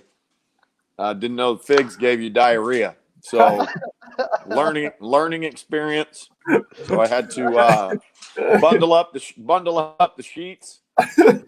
Oh my God! Make a phone call to the front desk like I could use some new linens. And so then before dinner, remember we had to go get some Imodium I had to go to whatever the store. Like, man, because we were flying home the next day. Like, I do not want to be next day. In the middle of the night. Early next day. I don't want to be pooping my pants on a plane flight the entire 17 hours. So I knew there was a problem when you didn't show up for the beers in the hotel lobby. Like Andrea and I were sitting there drinking beers. Like, dude, where's Bluma? I'm like, I don't know, man. And every time that I was on my way, I had to reverse course. Yeah, but here's what the best part is. Then you came walking down the stairs, and you had on that little fedora and the man purse, and you had out like that look, just defeated. Like, dude, I should grab Bluma, the man purse. And he said to you, he said, hey, Bluma, what happened? You late? I said, man, I shit the sheets. I shit the sheets. All right, story number 2. Go ahead. This was probably 1995, AA, Wichita Wranglers playing in El Paso, Texas. So if you've ever been to El Paso, Texas, it is directly across the border from Juarez, Mexico, which in 1995, it wasn't the murder capital of the world. It was just a border town city, and you could walk across. And so a bunch of us decided we'd go over there to check out the shops and all that kind of stuff during the day. And so we ended up having lunch over there. And I'm to this day not sure what we ate. Probably maybe some sewer rat burrito, or I don't know what we ate. But so we get back to the field, and our roving minor league pitching coordinator was in town, which means you just got to run a bunch extra. So we're running poles and football passes or whatever we're doing. And and a few of us, man, our stomachs kind of like, oh, this is not good. Fast forward, I come into the game in the 8th inning, and like the 3rd pitch of the 8th innings, I pooped my pants. And so I got to finish. I got to finish not only finish the inning, but in El Paso, the dugout to the clubhouse was behind the right field wall, and it was far. So there was no chance of leaving the dugout to go make adjustments between innings because you might not make it. So I just I couldn't go sit down in the dugout because I had shit my pants. So I finished the 8th inning, and I just go into the dugout and I just stand there. Because I got to go out and pitch the 9th too. I was our closer. So I feel bad. And you remember Andy Stewart. Andy Stewart happened to be the locker next to me when we got back to the locker room. Whoops. So yeah, not good when I peeled off the chunders. Yeah. So those did not go in the wash. Those went in the trash. I didn't want to crush their clubby in El Paso, Texas. Kevin is here. You know what? I'm done. I'm done. So Kevin is here. Kevin, you see, I was able to bring DJ in Facebook. Kevin Reynolds. Kevin Reynolds is here? Nice. Yeah, he's just sent a message. Yeah. Oh, nice, man. I can't see it. I could have my iPad on Facebook right now, but it'd be super weird if I was looking over at it. Unfortunately, I don't have Facebook. You do. You have a burner account, dude. It's under a different name. I know your game. I know your game. Gotta be careful out there. That's funny. All right. DJ, you have some story? About us three? About us three, about you, about your career, about Bloom, about. I already explained this. The nice story. I destroyed the dream that you had to explain the story about Daniel Atiemo and the self Daniel with the Mets. Have you ever heard that story, Bluma? Which one? So this Daniel guy. You wouldn't have met him because he does Baseball 5. So we're in Cuba. Andrea and I are in Cuba doing a Baseball 5 workshop with the WBSC, and there's all these people in, and I see the one guy from Ghana named Daniel, and I'm like, I know this kid, like, and it's such a random thing, right? I'm like, how would I know him? Because I had never been to Ghana. And so I'm thinking, like, through my archive, like, did I meet him in Tanzania? Did I meet him in Nigeria? Where could I have met this guy? And finally it clicks. And so I walk up to him and I said, Daniel, he goes, yeah. I said, did you come to Mets spring training in like 2009? He goes, yeah. I said, oh my God, I remember. No way. Yeah. And he's like, yeah. And so I started talking to him because, so I believe at the time, I don't know if this is correctly what happened, but I think Omar Minaya was the GM at the time. And he had a connection to a guy in Ghana that was building a big facility named George. I actually know this guy. He works in New York at the Marriott Marquis, a really nice guy. And somehow they started working with the Federation. Omar started to bring over kids from that region of Africa and just bring them to spring training for a couple of weeks just to let them see the game and this. So they bring over these couple of these kids from Ghana and brought them right into our practices.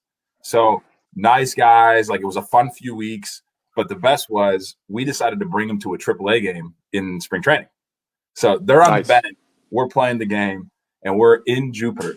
And it's probably like an 8 or 9 run game. Not that it matters in spring training, but it's still like it's a blowout. So there's certain rules you abide by. So they bring in Daniel to pinch run. So Daniel gets to first base, and Andrea was there, and he's like, yeah, that was me. He literally gets to first base. He's like, he's like stretching, like almost like Willie Mays Hayes, you know what I mean? And I'm like, oh man, like there's no signs. I think the first baseman was playing back, whatever's happening. All of a sudden, this dude takes off to steal second base. Just no signs. Gone. Gone. So he takes off, he slides into second, does a pop-up slide, points to the dugout, and then brings his cell phone out of his back pocket and starts sending a text message in the middle of the game. So I see our manager. Oh my God. We're like, oh my God. Who's your manager? Named Tuffle. So Tuffle walks over. Tuffle. Yeah, he walks over to the third base dugout. He's like, hey guys, and he explains the situation. Like, you know, we kind of explained it from the dugout. Hey, and so the Cardinals ended up being real cool about it. But we're like, hey, dude, so one, you can't steal second base when it's an 8-run game and the first base was playing back. Second, why the hell do you have a cell phone in your pocket? Right, or pop a selfie at the second base bag. That's great. Yeah, so that was Daniel. He's now a certified Baseball 5 instructor. Yeah. That's hilarious. I told him, hey, if I knew the story before Cuba, I wouldn't have invited you in Cuba. Yeah, but that brings it out, Bluma, how small of a world. And I mean, obviously, Andrea probably knows this the best because he's been everywhere. But from like your perspective, how small of a world is it in terms of baseball? I mean, you not only have that randomly, right? This guy's in my spring training, and then I see him in Cuba at a workshop. But there's stories like the second or third time I was in Bologna, I'm watching BP, and just off to the side, and I see this left-handed guy hitting, and I'm like, is that Raul Reyes? And Andrea or somebody's like, yeah, he just signed here. I was like, I just played with Raul in AAA 2 years ago, and the guy hit like 270 with 25 jacks. Why is he playing here now? And so you go all the way across the globe, and you find these random people doing stuff, you know? Well, I remember the first time I was in Prague. Maybe that was with Murray, and the assistant it was coach you and I. Was the assistant coach for the German national team. Had pitched against us in college when he was at Pepperdine and beat us at the College World Series. And one of the kids come back to the dugout and said, "Hey, Coach Bluma, this guy over here, like, oh yeah, that's yeah." And so you realize what a small world. And then when we were in Monte Granaro, that was Alcides Escobar's uncle. Remember? Mm-hmm. Oh yeah, shortstop's John Escobar. Yeah. So that was his uncle running the camp, and that's when we had the softball game. Remember the softball game? Dude, who had more hits? Me and Tuck went 0 for 8. 0 for 8. And I think I popped up 3 times to the freaking catcher. Andrea, they were talking so much shit. I had to strike out, but probably 10 Moretti. Yeah, I had a lot of Moretti. And then I had to play first base. Everybody was chucking balls across the infield. Like, that was not – hey, Bluma, speaking of which, you know what was one of the funniest things? That T-shirt might actually fit me now, that T-shirt. Hey,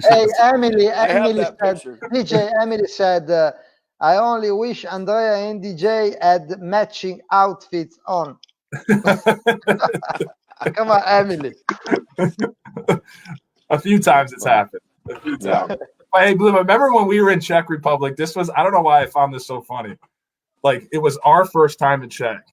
And the guy's not calling strikes, right? And you're like, where are these pitches?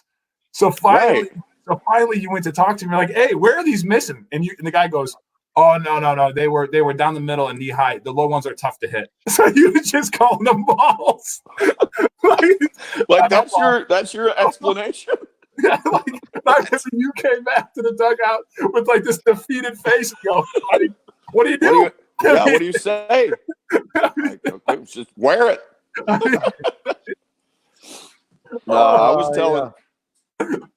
was telling the story the other day about when we were doing the clinic in Sardinia, and I remember being down the left field line, and we had set up the thing. The first thing of the day we were doing was, base running, and so we did home to first. Just through the bag, break it down, and all that stuff. And we get through the line, and I turn around and look, and all 15 of the kids are laying down taking a nap. That's what I wanted to get the T-shirt in Sardinia. 10 minutes of work means 20 minutes of rest. Yeah, that clinic was in southern Sardinia, in Cagliari. You were there. It was awesome. You were with Junior and Janjo. Yeah, with Spivey and Janjo. I was up in the north with Desi and Nibaldo. I was we divided the group. Hey, about base running, maybe DJ, you remember the first day in Tanzania when I started the clinic talking about base running? We have 75 coaches. They are I think they want to do like level 1 advanced clinic. Remember? Originally, and then we said original. And then what happened in that day? Because we were in our African friends streaming, so yeah, it was like so. I'll be honest, Buman, like for me, when I first showed up to Africa, and I say this, and this isn't because Andrea's on here. I've said this a lot of times. If it wasn't for Andrea, there is no way I would have made it through that first clinic, because it's not that, the country or anything like that. Coming from the U.S. and then trying to teach the game, it was almost a shell shock first, because here it's such part of our culture that every kid, like, fundamentally moving. When you're a kid with your dad, he tosses you a ball. You catch it, toss back. Your motor skills, your fundamental skills. Baseball's on TVs, baseball's in the park. You know what the game is. So I had never been in a situation where, hey, all these people, no one's even seen a baseball game, a bat, a ball, a glove. Where do you start? I almost was overwhelmed. I didn't know where to start. Right. So we first get there. And so I'm like, Andrea, man, you're going to have to lead, because I don't want to. He's like, okay, we do base running. So again, there's about 75 people. We have 3 or 4 different countries represented. And he starts talking about how to, home plate, how to get out of the box, how to look at the ball, this and that. And I'm sitting there watching everybody's faces, and you got people sitting there and they're like really engaged, like they're like really locked in. And Andrea's like, any questions? Yeah, they're like, no.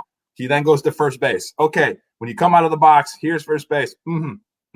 Any questions? One guy goes, what's home plate? Now you know exactly what you're dealing with. And Andrea goes, wait a second. How many of you know baseball? Like 3 people. How many of you have heard of the game baseball? Maybe like 3 people. How many people have no idea what I'm saying? 70 people. Hey, DJ, you are a rookie in Facebook, but you already have 2 people say hello. One is, I watch you from Tanzania, Coach DJ. Coach DJ. Nice. It's Alferio. DJ is not a coach. DJ is not a coach. Hey, come on, man. And the second one is Le President, Mr. Didier Seminet, say, hi, my friends. DJ, hope Dad is doing well. Not you. He just say, DJ, hope Dad is going well. Well, ciao, Didier. Come on, ciao. Good to see you, man. My dad's doing good, by the way. And Alferio, good to hear from you, man. Right. I was lucky to get to see your dad because of my passport issues earlier. In August. This last fall, yeah. That was. Thanks for joining. That was an interesting call. Did you know that you have 30 days when your passport expires? 90 days. 90 days. I had a lady in Chicago waffled me. Like, you can't go. And I'm like, my passport doesn't expire till November. Yeah, that's right. Nope. That's 77 days. Like, oh boy, now what? All right. Hey guys, let's do this, because I don't know if it's politically correct. Have a drink on live stream. So maybe I'm already 2 hours and 8 minutes on live. If you have something else, if not, we say hello. Maybe we make another call and we just us 3. What do you think? Let's do it again. I wish I got meeting some people for lunch today, taking care of my dad. What time? He's been quarantined. I got to be there at noon. It's about a 30-minute drive, so I got about 10 minutes. I got about 10 minutes left on here, but I would love to do this anytime. And this, all right. I tell you what's been great about this is just connecting with people. You go through your phone and talk to some people that you haven't connected with in a long time, and some baseball people, and I mean everybody's in the same boat trying to figure it out. So yeah, for sure. And some creative ideas. I've seen some pretty creative things, not just from baseball people, and I've tried to do some video lessons a little bit with my kids, just to not for money, just to help. And the video that you put Facebook is paying me to do this. Liar.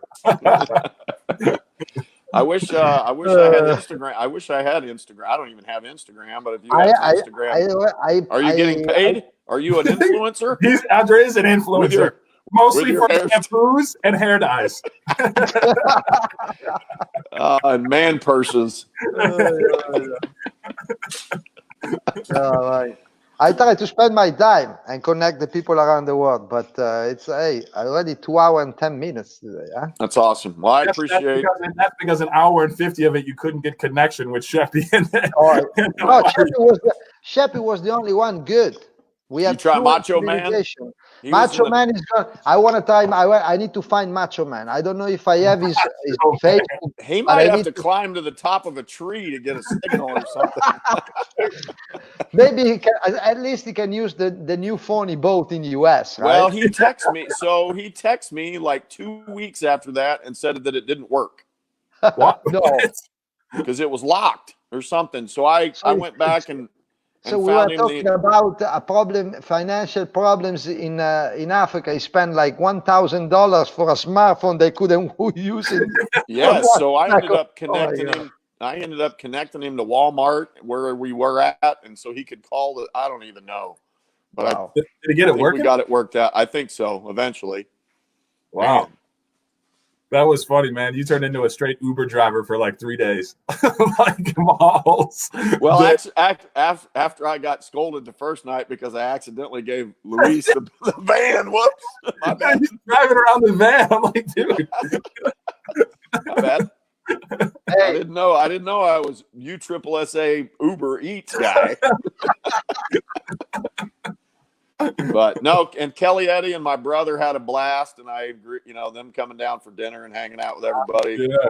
No, that was good. Kelly ended up blowing out her knee skiing. Really? Like, oh yeah, she like ACL, MCL, so she's just now getting off crutches and getting through rehab. Wow. Which she's been stuck. I mean, obviously, good time to rehab because PGA got canceled right out of the gate. So yeah, everything. Did you see Wimbledon, by the way? That it's got canceled? Yeah, but did you see what the insurance policy they had? Oh, I did. Yeah, I heard about it. Yeah, it was crazy, right? I mean, they had to do it by a certain date so they could collect on the insurance policy. But they paid something like 15 or 18 or 20 million, whatever it was, and they got what, like 180 million? They got that's like crazy. Well, that's the crazy thing about those policies is just like any other insurance, you never think you're going to have to call on it. And bam. Yeah, 180 million.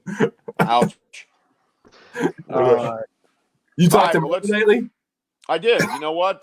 He was going to go fishing with me last Monday, and he texted me right back and said, when your wife's a nurse, you can't go do that. Okay. So she said no. Okay. So I'm going to try to swing by his house tomorrow. Tell him I said hello. But he's doing. I will for sure. For sure. And let's do this again, whether it's on Facebook or we can do it privately as well. Either way.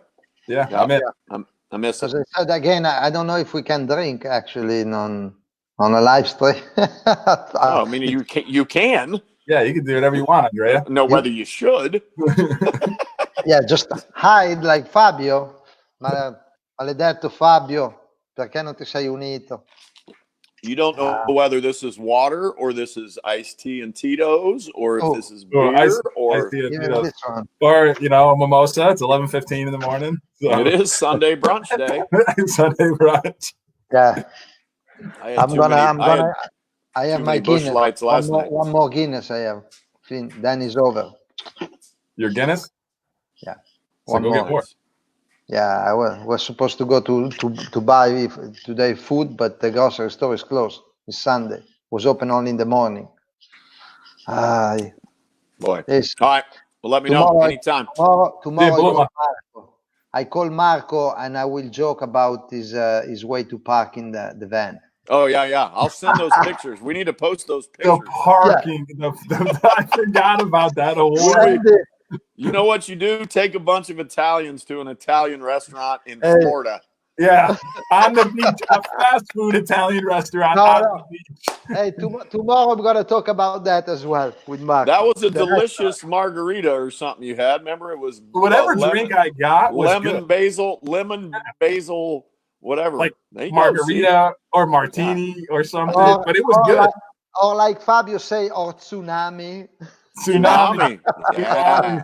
Hey, what was that, Andrea? What was in the tsunami? Tsunami was in Bologna again. I know what it was. Limoncello and black ice. Licorice. Liquorizia limoncello, yeah. Black ice and limoncello. We drank both bottles. We drank them all. It was delicious. Better than figs. Same than figs.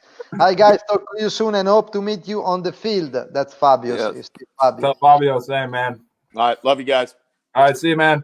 Peace. Ciao, thank you guys for your time. Ciao, Andrea. I kick you out. I'm leaving. Okay. Thanks everybody. 2 hours 50 minutes. All right. I'm ready to work in a TV station. I'm here. If anybody wanna offer me a job, I'm ready to entertain the people. I can do in Italian, in English, in Spanish, so multi-language. And so, again, make me an offer. I'm joking. Grazie a tutti. Ciao, ciao. A domani.